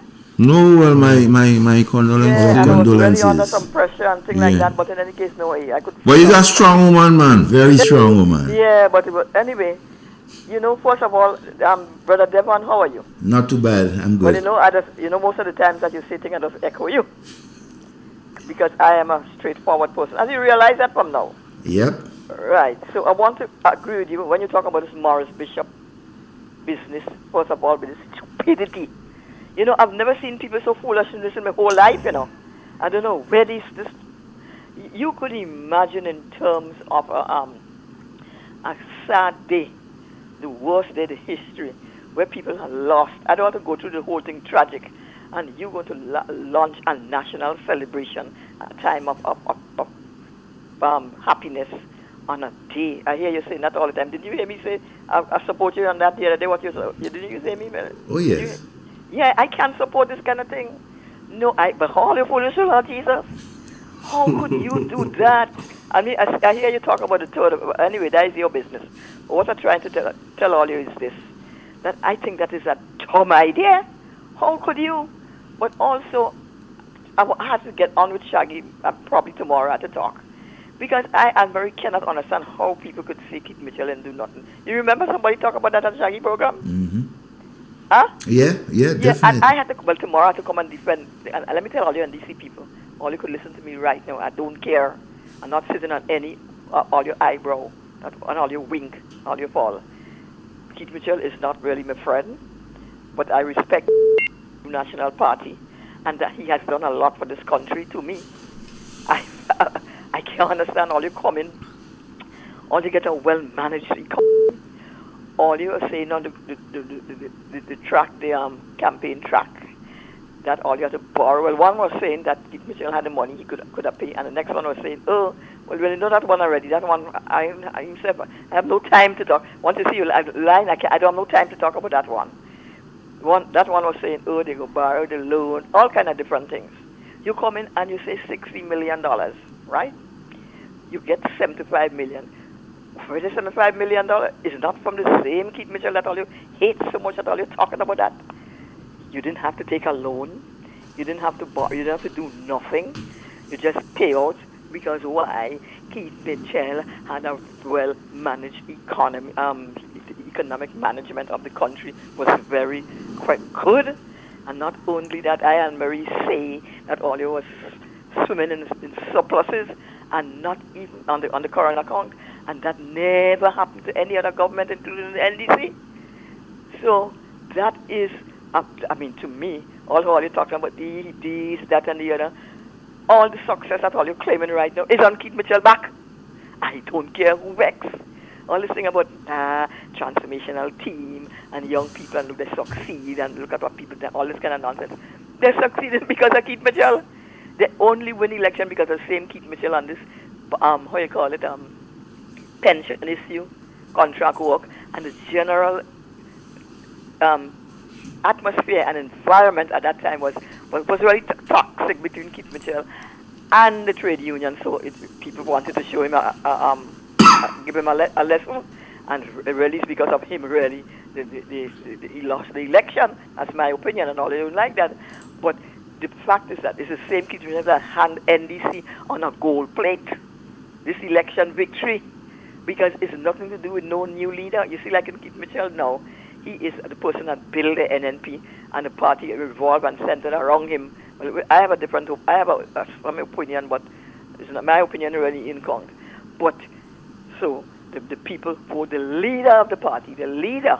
But in NDC was no leader. When this guy came in, there was a leader already by the name of Adrian Persuader Thomas, and there was also, I understand that there was also a candidate for St. David's already identified, because you remember the election was just when he come in was March, or I don't know when he come in, but I know it's just shortly before the election. So I can't really say if he have any contributing factor to win. As far as I'm concerned, it's the environment that was going on at the time, and it's NNP that hand NDC the election on a gold plate. Mm-hmm. So when you look at the track record, Keith Mitchell is all the way that he helped them, and all these economic policies that they followed. They say so much about this Keith Mitchell and his passport. He's selling it to criminals, to crooks, to these and people who can't English, and now there are allegations that they're doing the same thing. Didn't they say that Keith Mitchell was bankrupt by ideas? So how come you're doing the same thing now? I don't know. All the projects and programs and everything that's going on right now is because of Keith Mitchell. And I got to compliment them for following it, because I don't like this thing about every time a government change, you're doing this, you're doing that. But if your policy, if the policy that you inherit is better than yours, I don't have no problem with that. But you must give credit where credit is due, and don't get on the radio and say he never do this and he never do that, because the man is really not my friend. I wish him all the best, and I find that he has a lot of support outside, significantly outside, but and he's a kind of not be angry and calm down and stop skinning up his face, because people support him, and he has a lot to contribute. But his kind of a behavior and attitude sometimes others can't take you on. But the fact is that he has something he brings something to the table. He has something to contribute, and he has contributed, and it's so unfair for people to say he has not done anything. All right. Mm-hmm. Okay. Okay, Miss Anne-Marie. That was some thoughtful notes there, you know. Mm-hmm. Because too often, the supporters of the Congress say nothing has been done. Yes. When in truth and fact, too much. So much has been done under the new National Party's government. So much. And yeah, so we are back on the oil thing. Yeah. So the chatters on the street say they want to bring in somebody. So they're trying to mud up the waters and make problem with GPG. And they realize the person who they put in charge and GPG is not on good terms. We go end up with another lawsuit. Yeah, because they say if you look at the document, you go see where the state owes Gregory some funds. Let me take the call. Hello. Good afternoon. Hello, good afternoon. Yay! Good afternoon to Master Carl and Brother Romain and how the guy name again? Igwe. Camille. And good afternoon to Grenadians home and abroad. KB, good afternoon. Mm-hmm. KB, wherever you is, good afternoon to Miss Yolande Smith and Miss Yolande Bain, Mr. Watt, and my children in America and Canada and England. Good afternoon. Your mother is on now. Listen to me. You know, Master Carl, sometimes I don't want to hear it. I was get real upset. I try not to cool myself. Because Grenadians home and abroad and in Grenada right now, no, Dr. Mitchell, under the NNP government, all what's going on in NDC now is because of the NNP government. It's just some Grenadians just shame. They shame to speak because they fear a man. They fear Dr. Mitchell and the government. You are not supposed to fear man.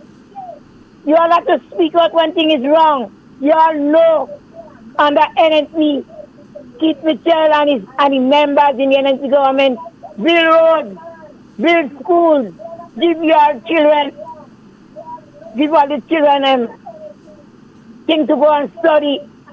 You understand? Help people as me and others. You are not supposed to be ashamed to speak of the good things that man did for this country. I don't understand. You all trying to get scholarship. Some of you all get scholarship. Some of you all get big posts in the government. He helped you all. He helped police officers under the police force. Some of you all get ranks that you all never worked for under NNP government. No NDC come. You are afraid to speak. Are you afraid to speak? God don't like that. God don't like that. You speak of the good things that somebody did. NDC they do nothing yet, you know.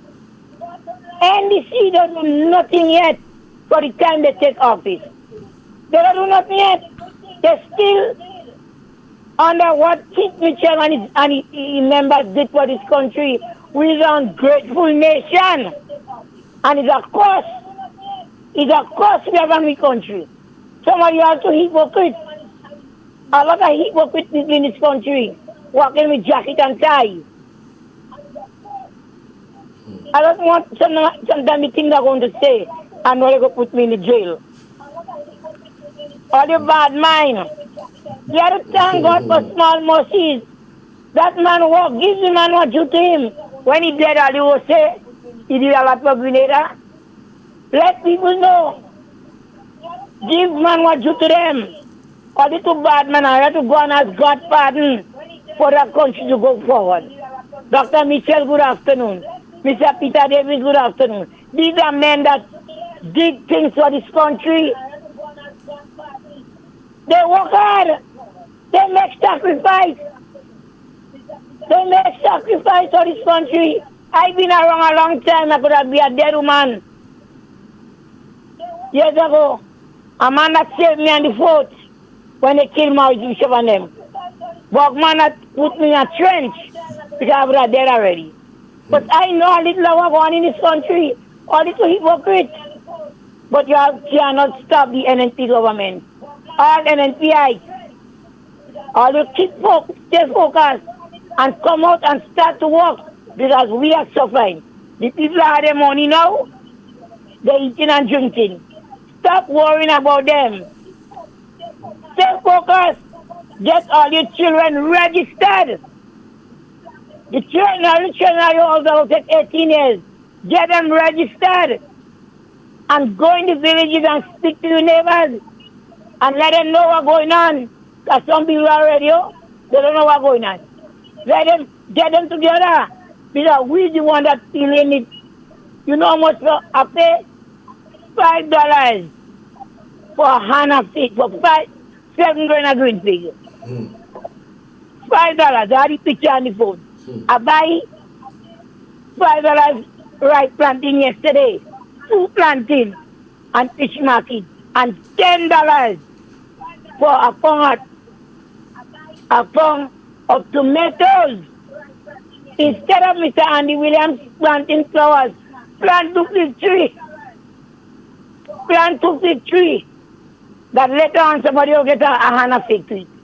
That is what I have to say this afternoon. Good afternoon to the Grenadians. All right. And I don't care what I do call back and say on this radio station. I don't care what I do call on Shaggy and say, I don't care. I'm living here. I'm living in this country. And I know what time it is. Master Carlos forgot to do what you have to do, eh? Yes, yes. And to let the people. All right. Let the people know. Have a good evening. Okay. Camille. Yeah, Camille, you have to keep on talking. They can't stop you. You've been doing that for years. Ain't no way they will stop you. You know, and that's just it. You know, it's one of the first organization I've met in politics that every time something is being done for the poor people, they're against it. Yeah. They put in everything to stop poor people from progressing, from rising. And it's the same people, they come back every 4 or 5 years and ask them to support them in their bid to go back in our country. We need to learn.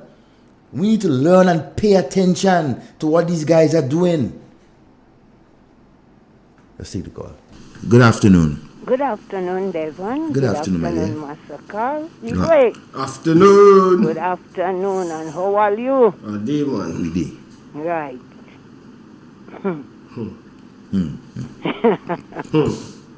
Wednesday, I was inside my house here. Somebody come, at least 3 persons, calling for my daughter. I get up, I go in the veranda, they come up. Well, you know me, I have 6 green armband on my hand. And my head tied with my NNP scarf. The first question, one of the ladies asked me, how you like the seed program? How we going? Well, then she mashed my big toe. And you hurt your bad, eh? I say, seed program going ahead good? I say, what happened to the 150 all you take out from the elderly and money? And you come asking me about seed program? Then she asked, where is your daughter? I say, she is not there. I say, wait now. Are you come to take out people's name on the list? I say, my daughter have 2 children schooling in SAS, one in National College. And are you good Prime Minister? Close the front door and all you have the back door open. You know what I mean, eh? Yep. And you know what I mean? Most definitely. Okay. Then they stand up, they talk. I say, but wait now.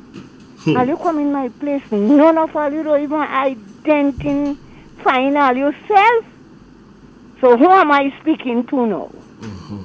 Then they say, me is so and so, me from Grenada, me from way. Then I hear one say, she is a Cornwall. I say, Cornwall from River Sally? She say, no, sir, it is. I say, a Cornwall is a Cornwall.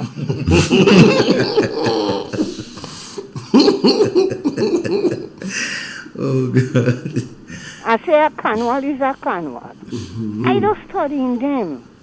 If we as Grenadians, So what information they wanted? well, maybe concerning the seed program with the children and me or whatsoever, I don't know. But I did not give them anything. Because I don't know. Correct. You understand Correct me? is right. Not to say I don't know, but I don't know. Yeah, it's not your business. They ain't come to you. Right. I don't know if they blind just as me, we Grenadians. If we cannot see, if we hide it down in our big toe, but we just bounce it at some time the nail come out. Let us think back. Let us think about where Grenada was and where the past Prime Minister bring it to. And for today, we have to struggle under that deceitful people. They're worse than Judas. They just forget. They're deceitful. They're eating and drink with you and they're starving you in the back. Time will They're tell. talking about ministers of finance. Tell them check Anthony Boswin and check Kit Mitchell for you to give them figures because I was lie down inside here and I hear they calling figures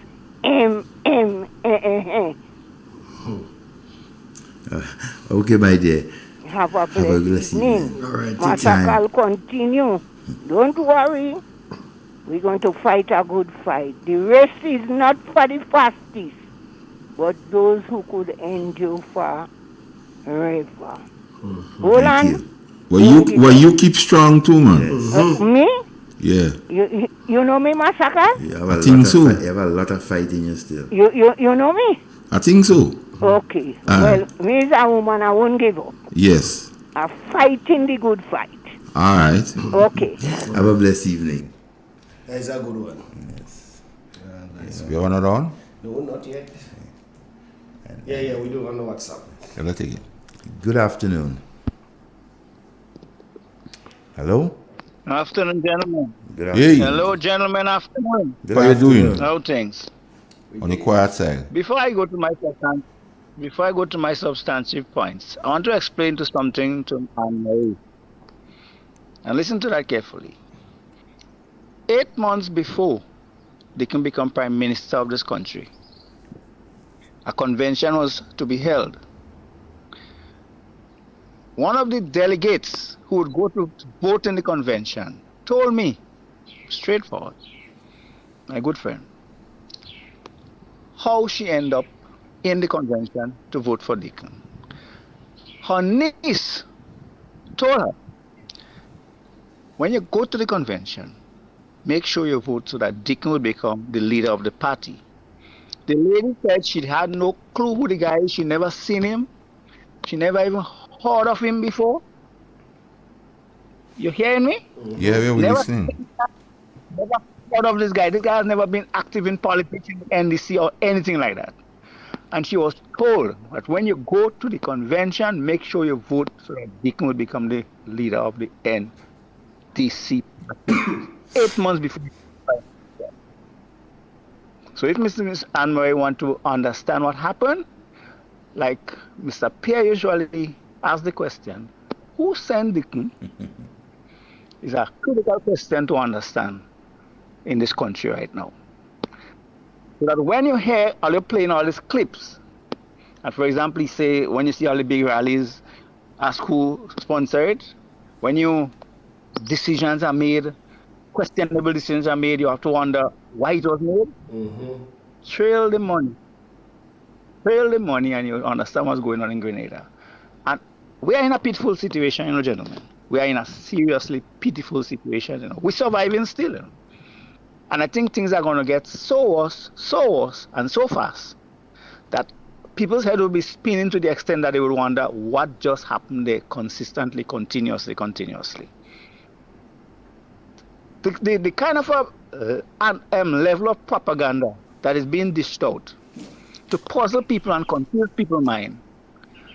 Make sure you all continue to tape, record, and produce on a program like this one and all the other programs that you do, especially MasterCard. Continue to highlight this kind of thing. Because like George Brizan himself said, Grenadians are like fowls, they forget in a minute. And that's part of our problem. The analysis that is necessary for better understanding is what you all are doing. So that when you understand something, you don't forget it easy. It becomes a habitual or a practical way of functioning so that you cannot get confused and puzzled as so much people are. And this is why Deacon is able to get away with all that nonsense that he does. You listen to Deacon, and every time you hear that man is deception. Last week, Monday, on a calling program, I listened to the host trying to get people to control themselves relative to that oil and gas issue. And hearing all kind of a snide comments, all kind of a senseless comments coming from people. It so happened that I got on the program close to the very end. And I was, by that time, so angry because of the nonsense that was going on in that program. And I come to point out to people that aspect of the statement that the Prime Minister continued to put over the place, that little or no information can be had relative to the oil and gas issue as was signed to process it by the company who was doing the drilling and whatever. How you could have two words like that in the same sentence? Yeah. Either you have or you don't have. And I keep pointing out to people that the man speaks similar to the devil. When the devil spoke to Eve, this is the same thing he did, you know. God said, you shall surely die if you eat of the fruit. The man said, you shall not surely die. You shall die if you eat the fruit. But you put a nut in it. How you could have a nut and at the same time, the same thing you're saying not going to happen, is going to happen? It doesn't make sense. You have little or none. Focus on the little.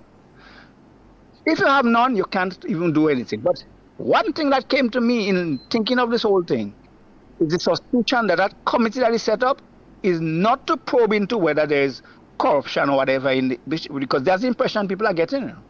Like there's some kind of thing fishy about the oil and gas deal. So they need now to probe into it to find out exactly how you hold that fish. I believe that the committee that is set up, listening to the composition of it, the people's expertise and abilities, as it is purported in the makeup of the committee, is to deal with the whole issue of oil and gas continuously, which is a necessary thing for any government in the country to continue to deal with because it's an ongoing and hanging issue of oil and gas as it relates to our country, Venezuela, Trinidad, and so on as neighboring countries. And we know that as they say it, there is a vein in the area, right? Or there are veins in the area because Trinidad gets a lot, Venezuela gets a lot, look, Guyana is getting a whole lot now. So in that general area, it's a lot of oil. So if you have committees continue, similar to the committee, similar to the necessary committee, actually, let me use the word necessary committee that is set up to deal with the pension issue. This is a thing I had to explain one time on a program with Godfrey on one night. And it took a whole long time. When I finished, Godfrey was so pleased to hear what I said concerning to explain to people the nonsense that this government is trying to make it sound like. Pension was paid and that's it. A committee is still in place to deal with the pension issue.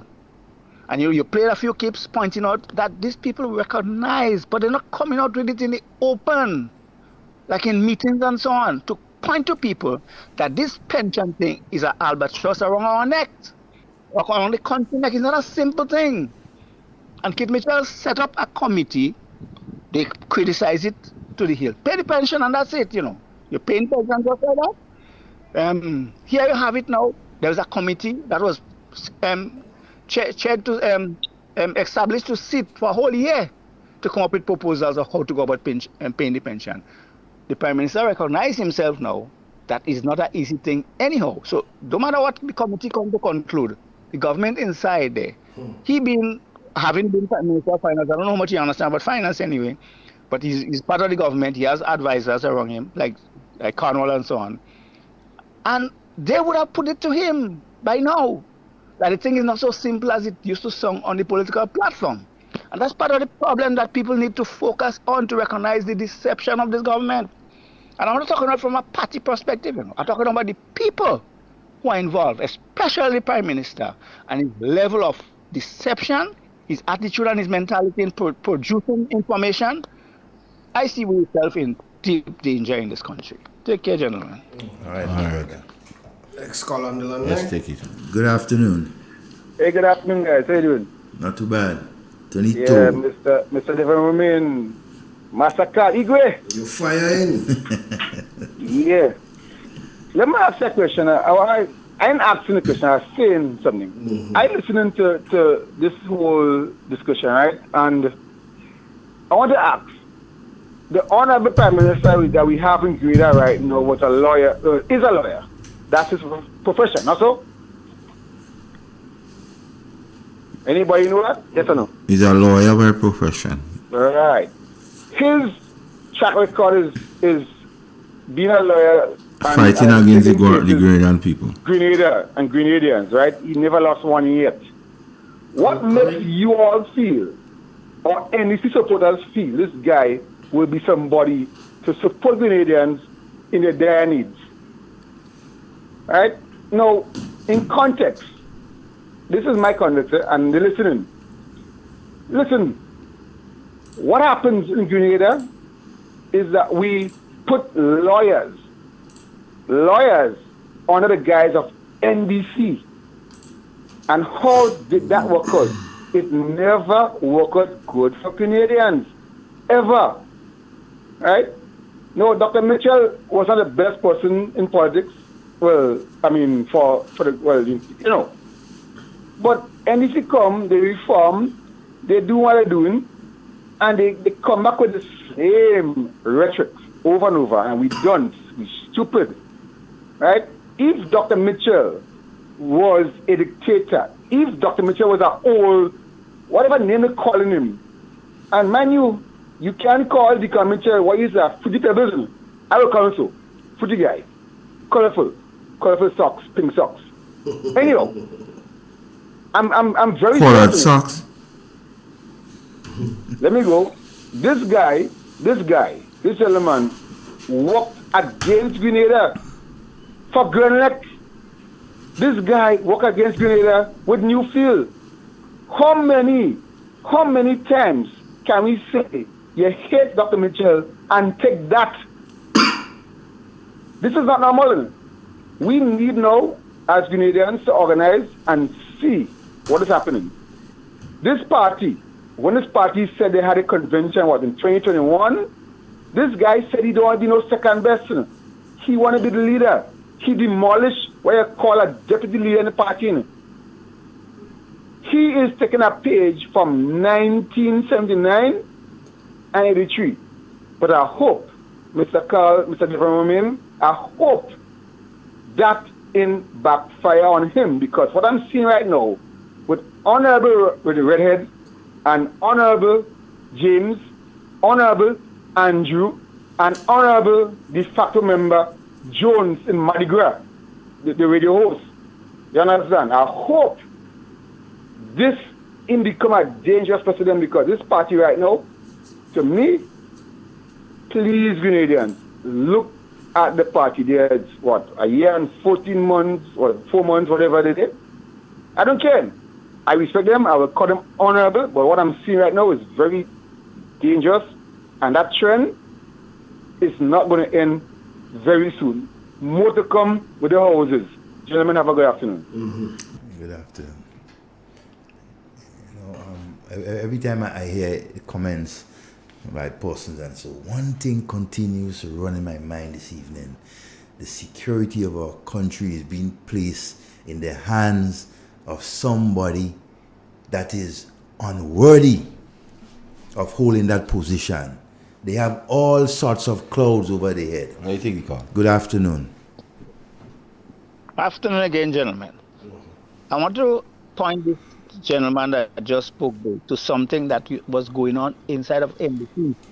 When Nazimbok was there, when Adrian Thomas was there as leaders of this party, or I should say more Franca Bernardin, and then especially Adrian Thomas. There's a group called Woke inside of NDC.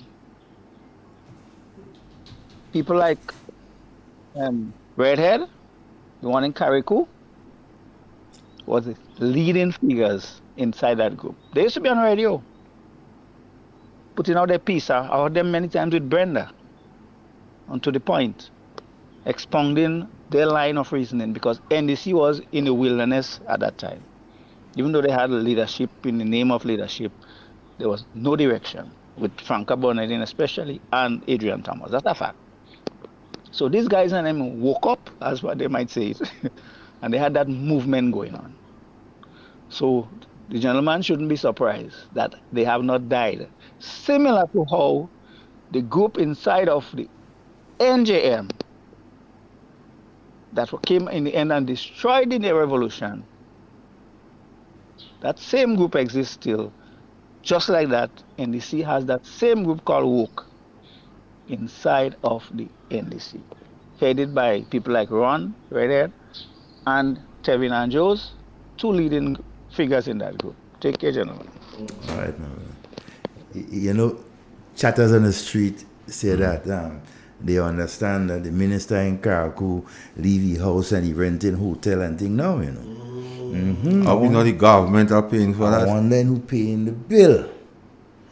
You know the lady who call and say the person come and check her a while ago. And the person say them it's carnival and she asked them if they really did the carnival. You know she was on point. Yeah. She was She was on point. Yeah. she They related to the carnival. Related to Yeah, the Chancellor of the Exchequer. The Chancellor of the Exchequer. Chancellor of the Exchequer. So she was onto something. Those was veterans. No, they've been there, know what's, it's amazing. And Grenada. Land of my boat. Yes. We have to live with the consequences for the next 3 or 4 years. Right? The consequences, as our current Prime Minister says, when we vote persons in to lead us, we stand the consequences. We stand the consequences of taking away from the poor, not making things readily and easily available to persons who need it. It's one of the first country, in this time of government who is practicing that does not want to seek for those who need. Good afternoon and welcome. Good afternoon. It's me. I want to ask a question. Don't want to ask it. All the travel my Prime Minister of Grenada, Carrickwan, Pitimat,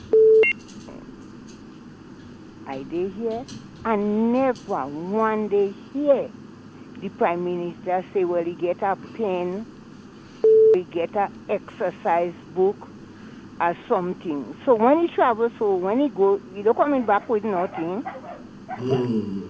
No, you don't tell us. We don't need to know. Yeah, we don't need to know. Need to know basis.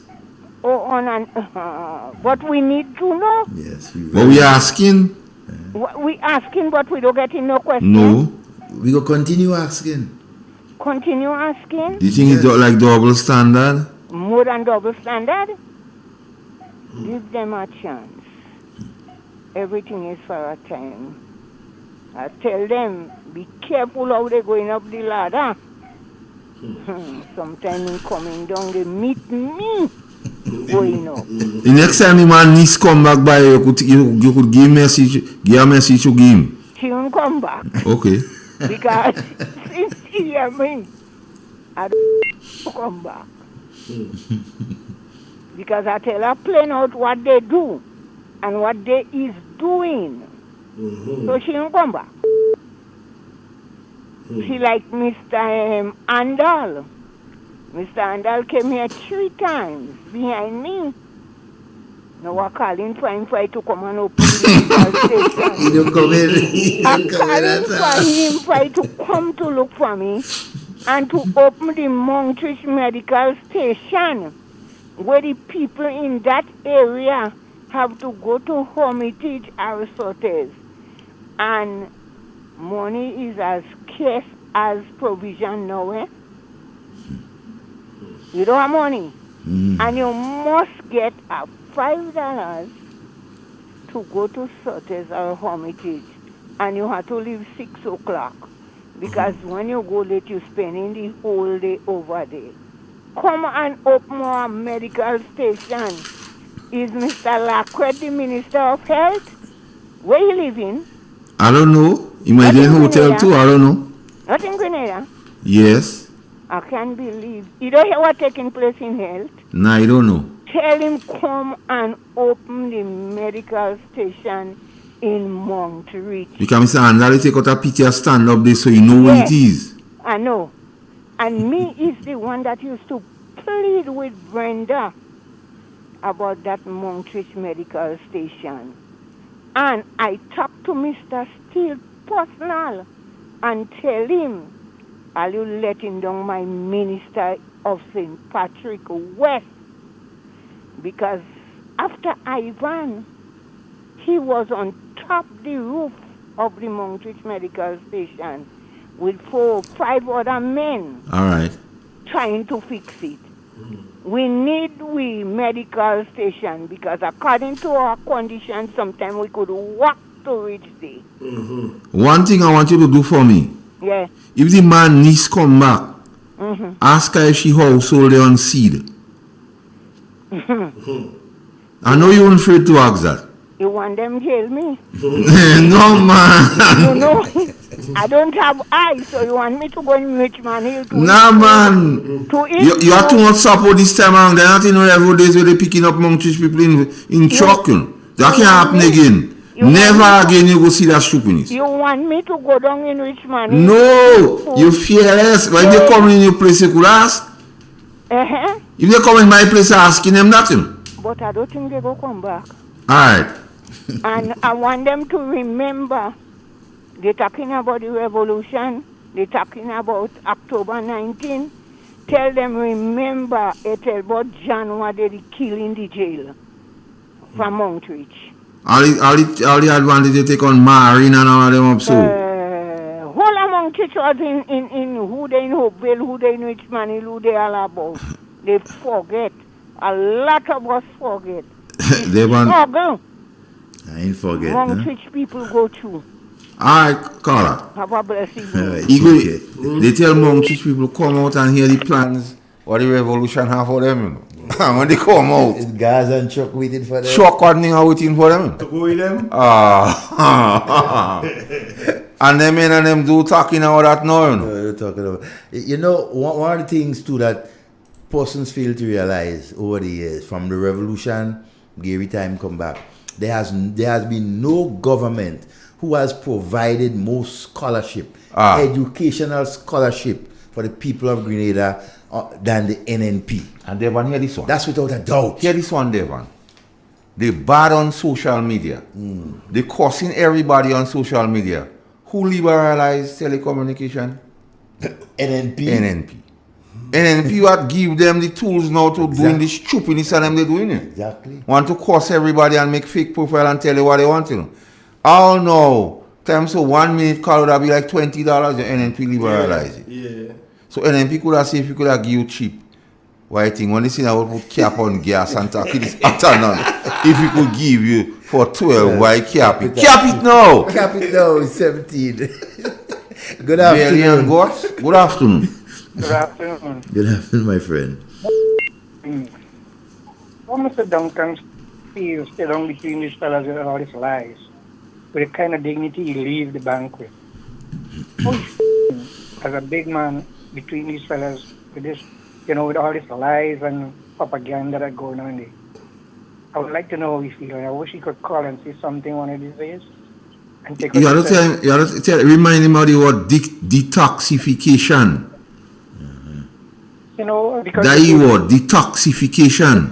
Because your hate keeps so much that you're really putting yourself down with this boy and them. Remember he and Dennis? This boy and them. This boy and them, you're making yourself so low, Mr. Duncan. Come on, please. Get out of that. Right. Have a good evening. And you know, that said Mr. Duncan, during the NNP's government, Mr. Duncan was placed in a very strategic position in our country, you know, under Dr. Mitchell's government, you know.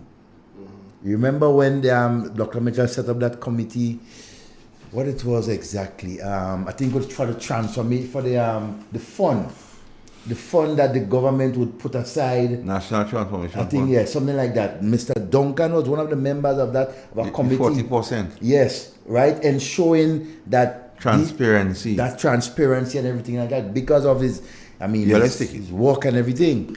Good afternoon. Yes, KV, I say KV.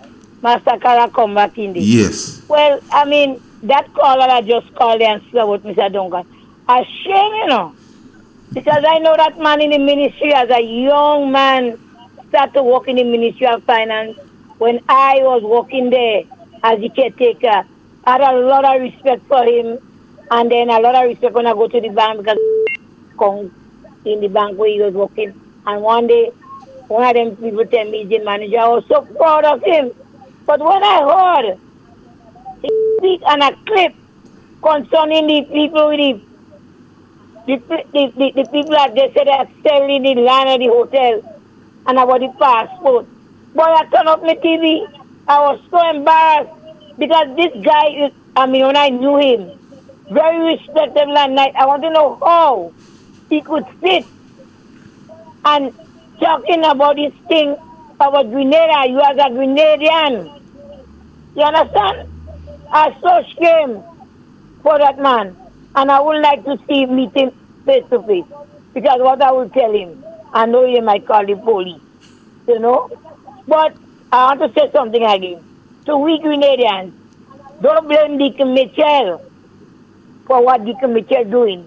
You all that do that, all you that put him there. All you NNP supporters, a lot of NNP supporters that vote for NDC, don't blame Deacon Mitchell now. I know Mr. Deacon Mitchell, I never speak to him. I used to go to the courthouse every day. And that little man coming down with the little black coat, whatever put on him, and his hand. Walking into the number one court, not one morning. I hear that man say good morning to nobody there. And I used to watch him. It's when they said they going on for election. I see that man picture up. I say, well, I know the man was fast. So I don't blame Deacon Mitchell. Let him fly. All of that give him the thing to fly, but they didn't vote for him. He will not be flying and taking plane.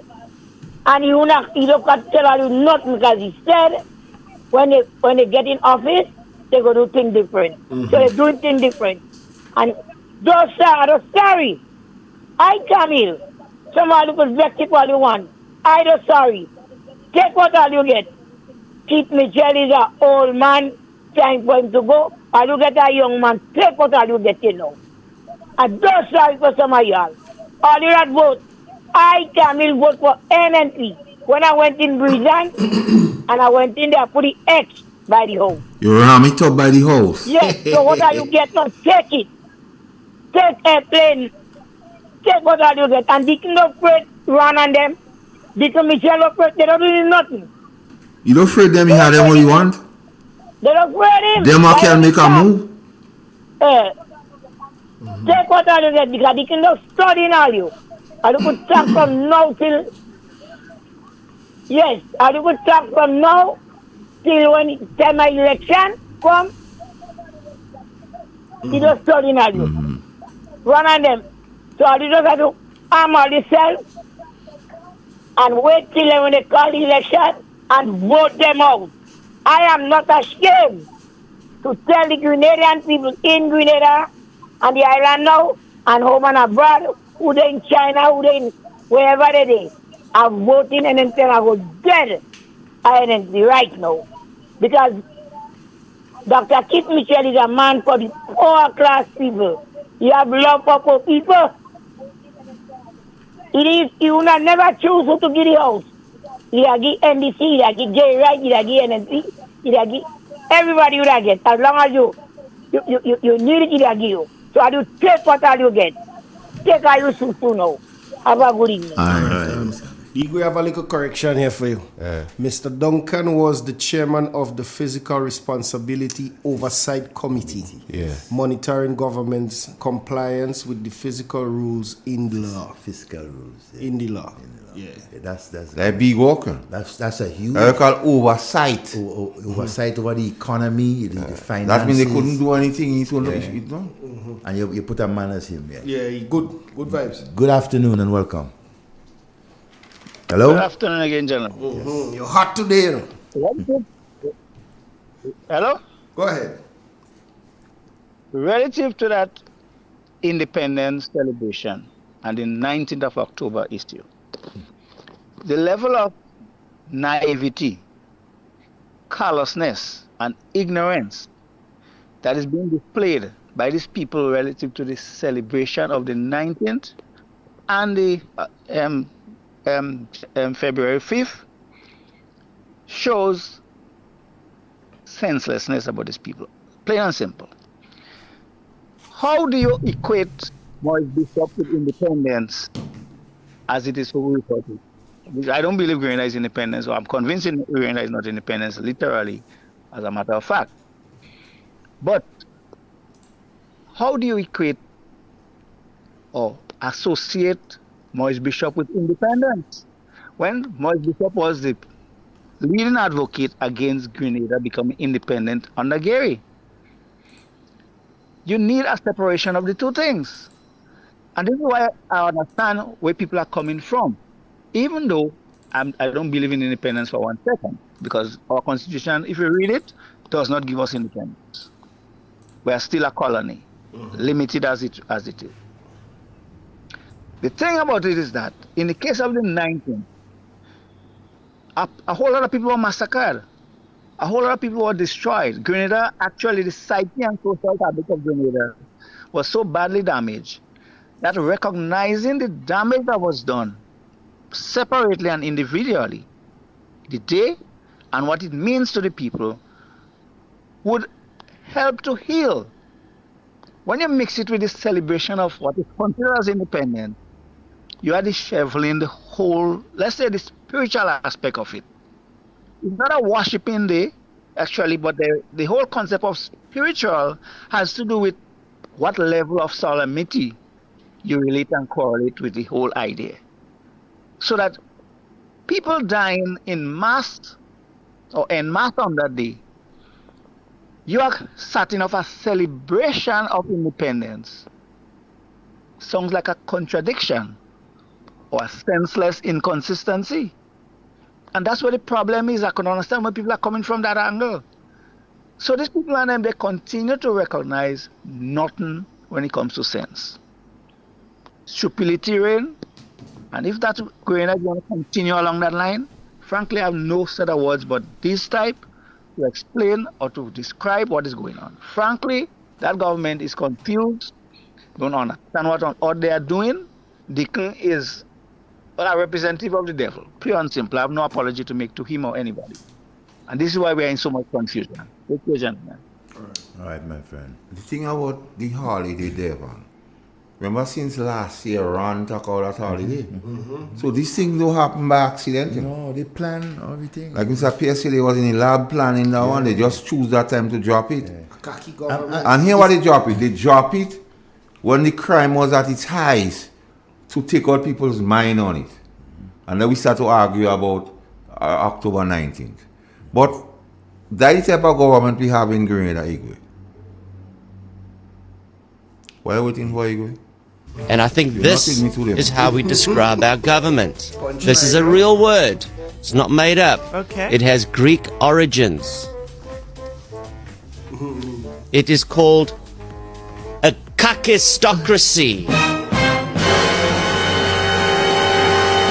Google it. A kakistocracy. Surely you're making things up now. Google it. I mean, I love the word, but what is the meaning? Okay. You Google it, and you tell me the meaning. Okay. And tell me this does not adequately describe our government. Now I'm typing kaki into my work computer. Yes. Okay, cool. Kakistocracy. Kakistocracy. Kakistocracy. And give me the definition. Literally, a government by the worst people. Yes. A government by the least suitable or competent citizens of a state.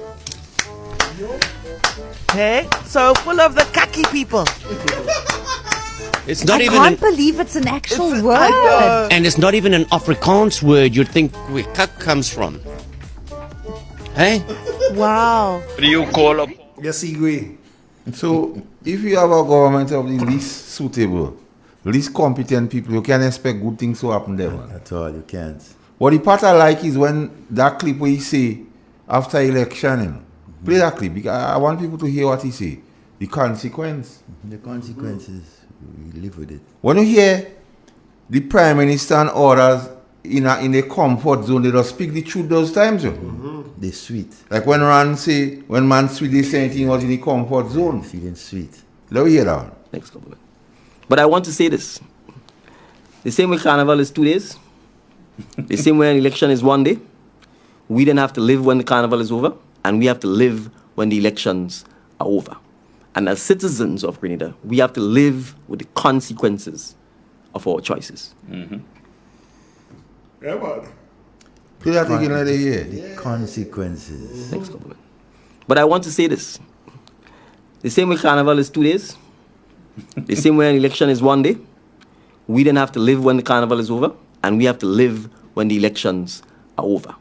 And as citizens of Grenada, we have to live with the consequences of our choices.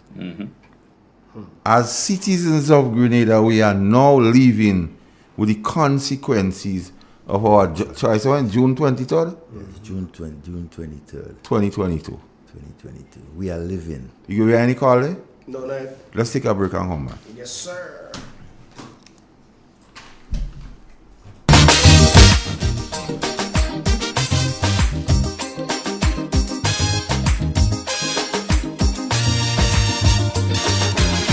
Tell me candid, they too wicked, far too crooked. That is the frequent comment I hear. Too one-sided, underhanded, can't be trusted. This is the opinion, yes again. For their own abuses, they keep making excuses. Housing crack up over, they unleash their lawyer. Set up an inquiry just to get Kid Rowley. But they wouldn't sue the false paper screw. I don't need come close to tell them go. Hurry, pack up your bundle now. Stop fooling the people. The country taking a beating. So maybe I repeating. Go. They're like a natural disaster. Now. 10 times worse than Ebola. Like a dog with fleas and down on their knees. And I'm begging. Now we enacted one week. Prophesy to the country, streets turn into rivers, then into seas. Is why I'm singing. Now this is my humble petition. Another date for election. Go now, please. Accidental, detrimental, could be lethal. Are you willing to take that chance? Much too seedy, they too greedy, eyes too beady. Honeymoon end before the romance. We expect corruption, but now without check or interruption. That a few might stuff their pocket, but not racket by the pocket. From the constant comments, we get no recess. Before things fall apart and the riot starts. Even in chutney, I tell them go. Make it sooner than later. To protect the future, please. For the sake of we children and the next generation. Go. To safeguard our image. Before Griffith cause more damage. Like a dog with fleas and down on the knees. And I'm begging. Go now. They try to stick me to bridge me. They are more trick than Houdini. Streams turn into rivers, then into seas. Is why I'm singing. Please, Mrs. Pamela. Take Munila and Sharma. Go now, please.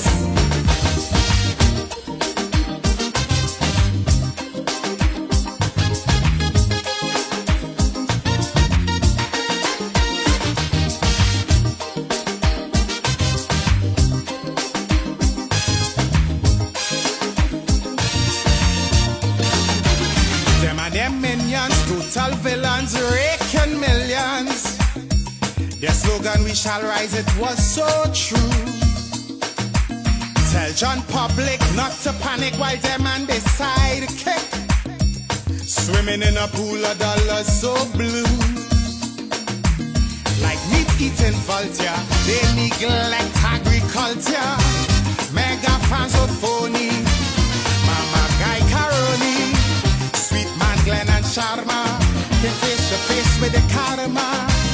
And it was awful, but true with two pull. Don't need a big mouth to tell them go. Watch her and see they just follow now. Before we regret tomorrow, please. You're setting a bad example. Family values they trample. Go. It's only vice they desire now. Before the 5 years expire. Like a dog with fleas and down on the knees. And I'm bleeding gold now. Before we end in bankruptcy. Before they empty the treasury. Streams turn into rivers, then into seas. Is why I'm bleeding gold now. Immediately. And don't forget your HE code. Now, please.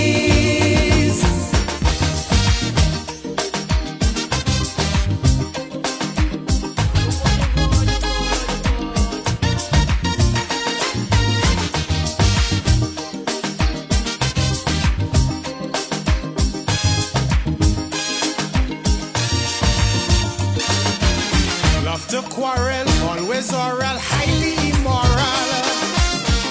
They let the good doctor stab to death.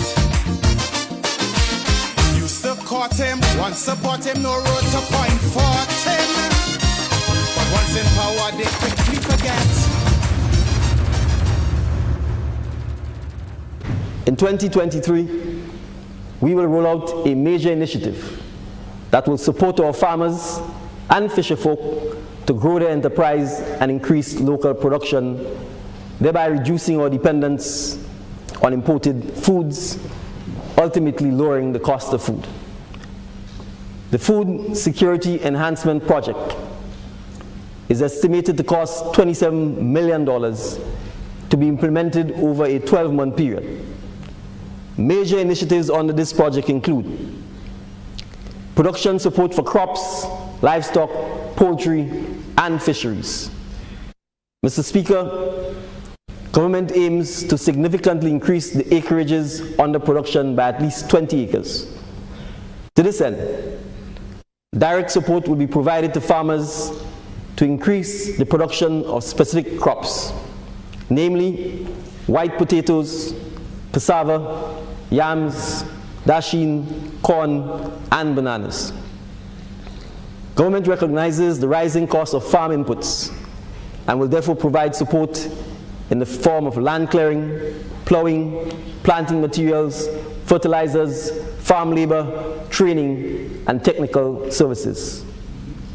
Small-scale livestock and poultry producers will receive support to upscale production rates in the form of feed provisions, equipment that incorporates local feed, housing support, and training. Similarly, so the question is, Devon, where is the white potato? Well, I'm so that man think people stupid in Grenada. Now listen this, Devon. He's talking about health. He put VAT on sugar. I say sugar are good, but encouraging white potato what worse than sugar. Worse than sugar. Too much carbohydrate. We have enough food that create carbohydrate and starch in Grenada. We don't need white potato. Then he said $27 million. How that $27 million was spent? And we in September, we in October now. The budget cycle already closed. Let me take the call there. Good afternoon. Yeah, guys, good afternoon. How's everyone? Hello. Yeah, good afternoon, guys. How are you? Not too bad. Okay.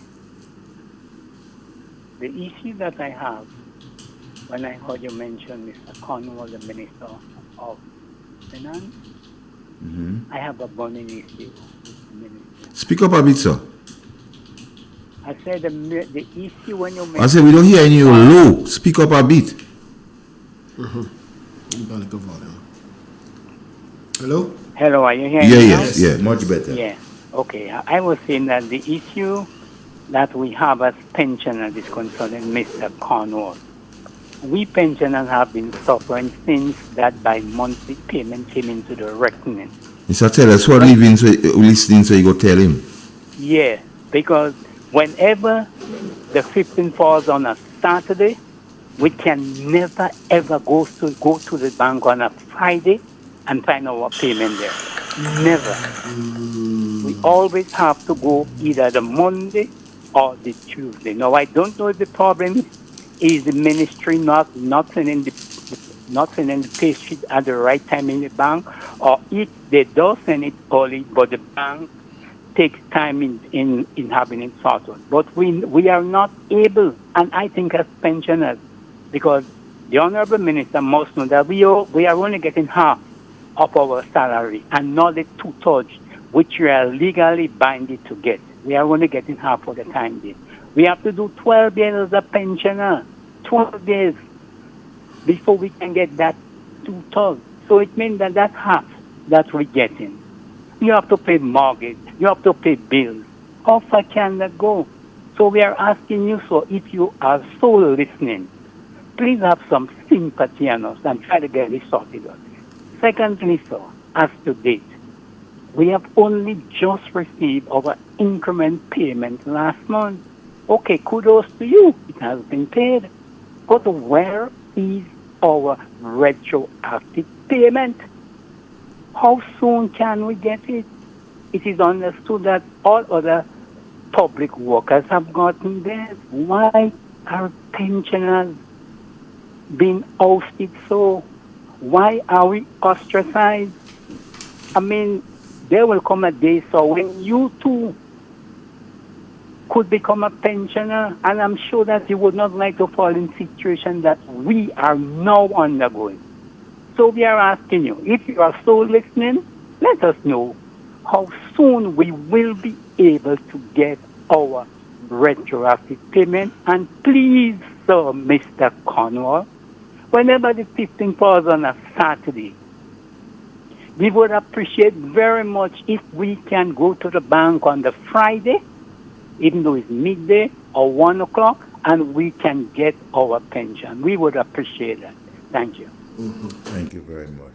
Mr. Tellers, what listening? So, Mr. Tellers, what go tell him? A very concerned appeal here from a pensioner, to government, because we So, understand. play Mr. Andrew, we know how to find money, because that's how to link with you know how to find money to be in the kitty on time.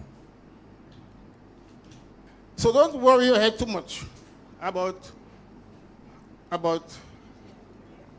empty treasury. We in the NDC, we have the exposure. We have had the exposure. Good? And we know what to do to find money, to look after the needs of our people. And as I have the mic, let me say, as we go around the country and we speak to our people, that's a topic that they always say to us, we go pay salary late and we don't know how to run a country. Tell them that we say we know how to run a country, and tell them that we wouldn't pay salary late. All right? Tell them that affirmatively. We're not going to pay salary late, and we know how to run a country. But the last caller say something different. Yes.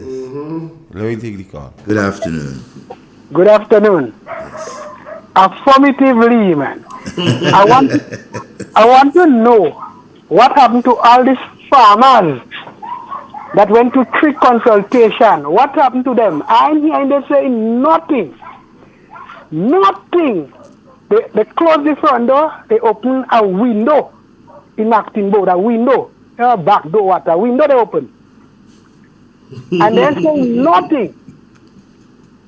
They getting benefits now? What about the workers? We don't know. Could anybody answer me? We don't know. I wish we You don't know? No. Okay. We want to know.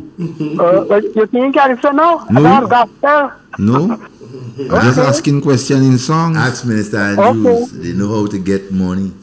Mr. Andrews say, because remember, the people tell Mr. Andrews straight up here, we know all of us pay late. We know all of us are trouble for money, all of us have to sell property to pay salary. And let me tell you something. With the Russians can buy this passport and them again. We call a look quarrying. That's why they jump on the oil bandwagon. Of course. And then the weed, the marijuana they promise them men and them to legalize. We go here. I heard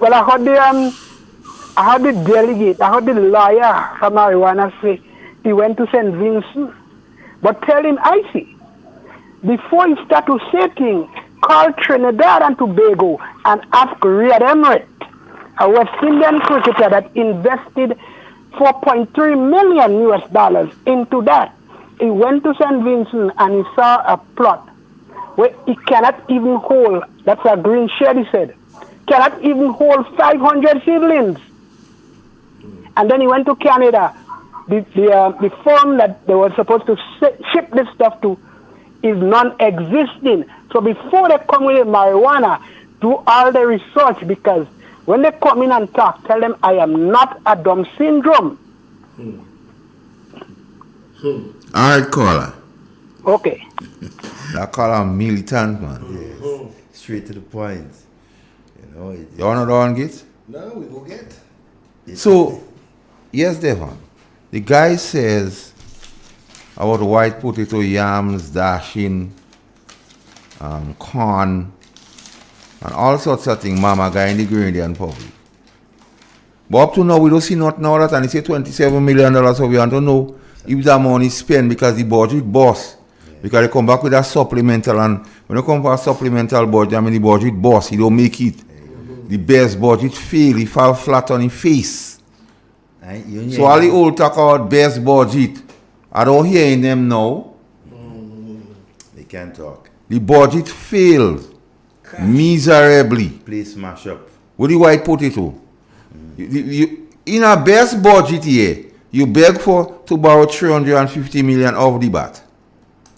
Then you come with a supplemental for 149,000 million.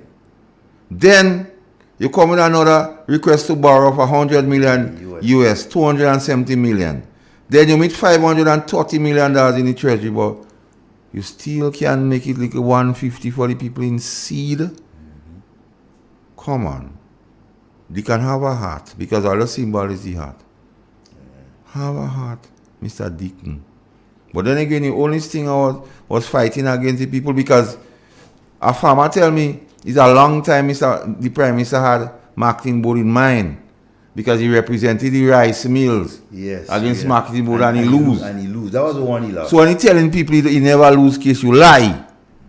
The rice mill against marketing board, you lose. And since then you have marketing board in mind. So as you come on the and Jimmy. On the 23rd, on the 19th of July, you're telling people right there that you will close it down. So all the consultation and dragging farmers all about in the night is a good thing. I see how they're going in that stupidness. You don't know what they're doing already. Peter Andal say how they beg you through blood, sweat and tears not to close it down, but you do listen. So all the thing on the consultation was just a sham. Just like what you're doing now. Right now they're having budget consultation again. And the law going around is like a tongue hauling. Politics. They don't even understand what is a budget consultation. Randy lady still asking about you. They say they don't even charge you for driving to juke and attention, and when the matter finish and you lose, they go sue you, so better you do something now. Because most of them happen now. The matter go and then after that you take action based on the result. So if the result go west for you, bro. And you're a fella like that what has been saying a lot about you. Because I want you to sanitize yourself, Ron. I want you to get on the straight and narrow. You're a guy with that potential. You have a nice piece of road up there, Ron, boy. Yeah, real nice piece of road. I wish I was living in the back there still, you know. I used to live right around there, you know. Because I wish I'd pass in there every day. Because when I hear when you go to church and you're singing We Are Nearing Home, and then you see streets of Jasper, and it's man's no, like you have song about We Are Nearing Home, We Are Nearing Home, and they talk about the streets of Jasper.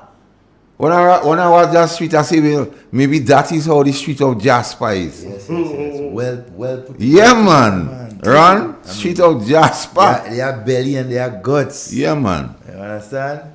But before the program ends this evening, I must say, right, or air my support for the October 19th holiday.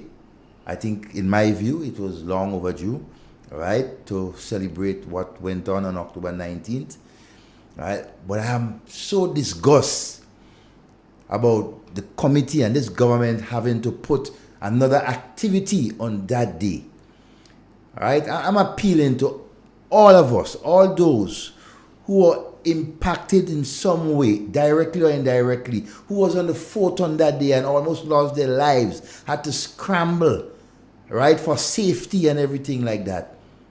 Share your voice. Let your voices be heard and let the government know how disgusted you are in trying to put a celebration for our independence, the launch of it, on a most solemn and hurtful day to the people of Grenada. Good afternoon. Good afternoon. Good afternoon. Yes. The road that do ironically and in the past trying to move. Is an activist at the company in the activists in there in the party that do that. That is free-handed, man. Don't worry. Time alone will tell. Watch. Just over the mountain in the promised land. And the road by Ron is going up in the mountain. Right to the top. On the hill. As your weary footstep gave the mountain crest. With streets of jasper. Good afternoon. Good afternoon, brother. I listen out here and you're so excited, you know. But let me tell you something. The guy was speaking about what the minister said, you don't find liquor or not. That could be true. You find liquor or nothing. Because one, you could find all the exploration, all the limitation boundaries back. You find that. Or on the other hand, for the island, you find nothing about the drilling, the contractor, and all this kind of thing. You find nothing like that. They say you find liquor or nothing. Not that really called it that. But hold on, before you go. What you just said, you said they find little or nothing. But hold on, listen to me. Listen to me. Yes. If you listen to your former leader of the party and the former finance minister, Nazim Bok, he will tell you that Grenada found oil, ain't it? Nazim Bok? Yes. Nazim Bok said that they limited the boundaries. They could find that. Whatever they find, no. He did sign. Stop lying. Stop lying and talk the truth. Mr. Nazim Burke did say that they found oil in one well and they are continuing their exploration and so to find more. But Nazim Burke never interfered during for oil. The former prime minister said they find. All right. Look, hold on there. Hold on a while. Based on the program of work that we have now developed and identified, we can say that it is the intention of both governments to go to market jointly with a block for exploration as early as March of next year. This would mark a very historic step in the history of our country because this would be Grenada's official entry into the oil and gas industry. It will allow us to cooperate in the field of training of our people. That Trinidad is going to help us to train some of our own people to prepare them for entry into the hydrocarbon industry. It will allow for cooperation in the sharing of seismic data. So information that they have about oil and gas location, they will share with us. And what we find, we will share with them. Okay. You there still, caller? Okay. We just had to let you hear what your former finance minister had to say when it comes to oil and gas. Devon and Igwe are do back in flying boards. They are allowed to say. I do back in at flying boards. Hello? Good afternoon. Good afternoon, Igwe. Devon remain. Good afternoon. You see that? No, this is what we have to do. We have to become more aggressive, letting our information be disseminated because you see what going on. This caller, he calls on other program, he called Mr. Pierre program on this station, and he dilutes himself with delusion. Now, I have no patience. That's me here. I have no patience. I have no tolerance. I'm using all the adjectives. For people like that, I can't stand them. Because you know why?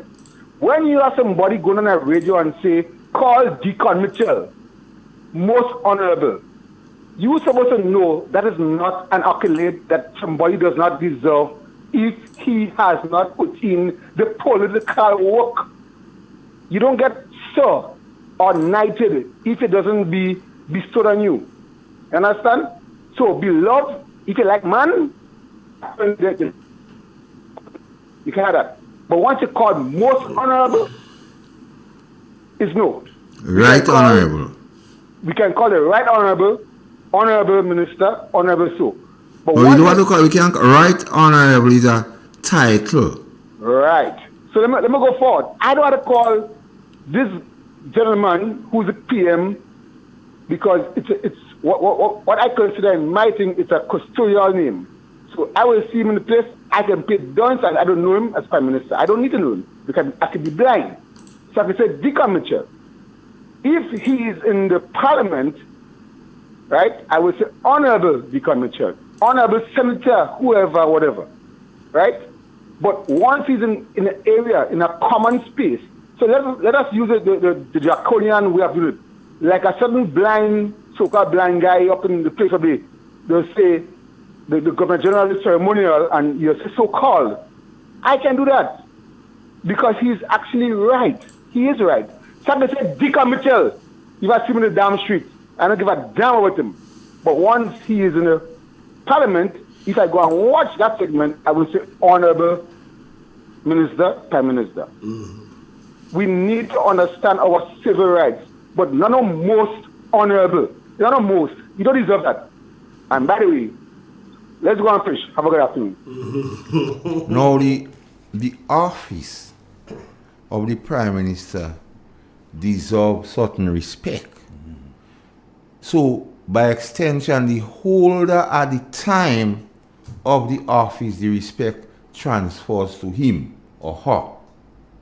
So, yes, if you go to the letter of it, you might say that, but the practice is you call them honorable or minister. That's the practice. And in common law, certain practice and precept becomes law. But, and listen, the moral man knows what to do, but you take the ethical man to do it. Let me take the call. Hello on the WhatsApp. Good afternoon. Hi. Afternoon. The both three of y'all is three. How much are y'all? Two of y'all. Mr. Carl and Devon. Devon. Yes, good afternoon. Let me address you. Yes. Listen, you're talking every time on Shaggy about the people have to change. These people have their alternative motive and all their plans are in succession. So, my dear, stop talking about that. It didn't make sense. Listen, when the people were campaigning that night, wherever they were, when they called on the demonic spirit, it is tying on what they are doing on the 19th. And there was a caller talk about that in a sense. This thing has, as I told you, Carl, you should know that. This thing has spiritual implication. The people are dealing with the enemy. And if they're dealing with the enemy, they have to be in succession of, in all what they are doing. So don't think they go change. The same Mr. Rolo call and ask about who on the committee. The doctor, whoever she is, she talking all her diplomacy to not to give him the answer who is on the committee. So, and then she's saying the independence is for all Grenada. And who's she fooling? Everybody's stupid. Tell these people rest now. Anyhow, all what these people going on here is for a time. You go back in Bible days, where's Nebuchadnezzar? Where are all those superpowers? Where are they? These people are just straw. Know what's going on there in Grenada. Tell them this is daytime, as they say. And God is not sleeping, and He gives all of us chances to repent and to do what is right. So to keep going, to keep taking the slack until they hang themselves. Don't worry. This is only for now. And I want to talk about Mr. Duncan.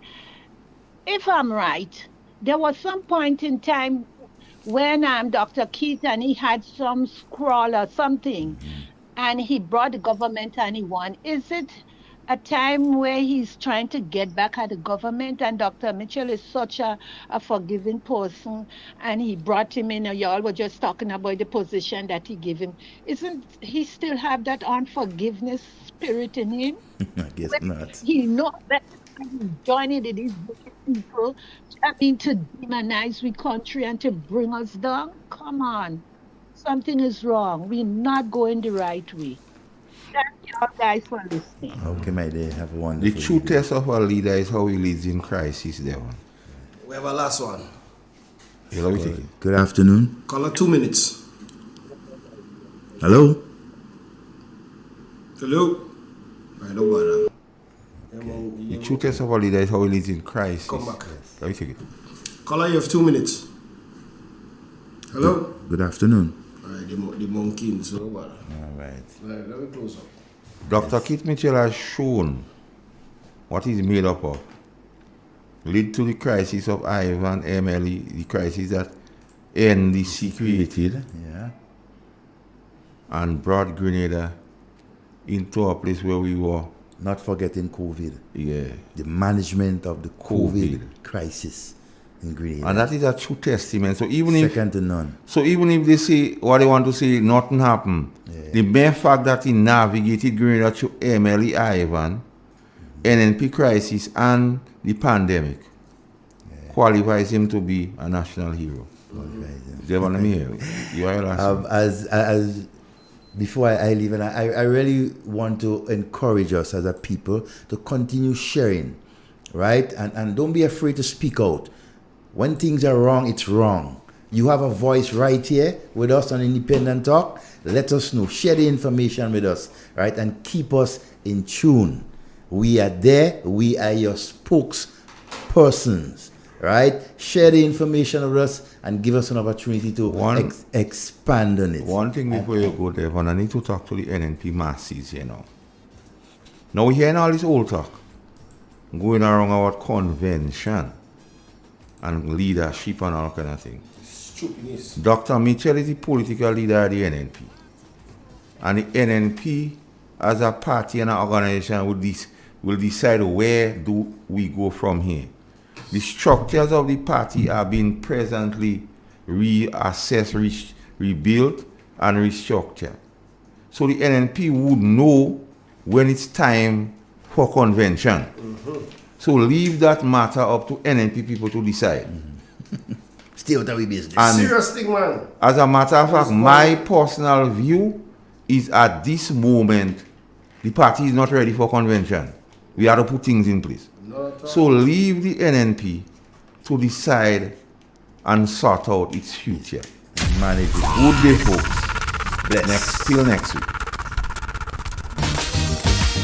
I thought I see that there, because I thought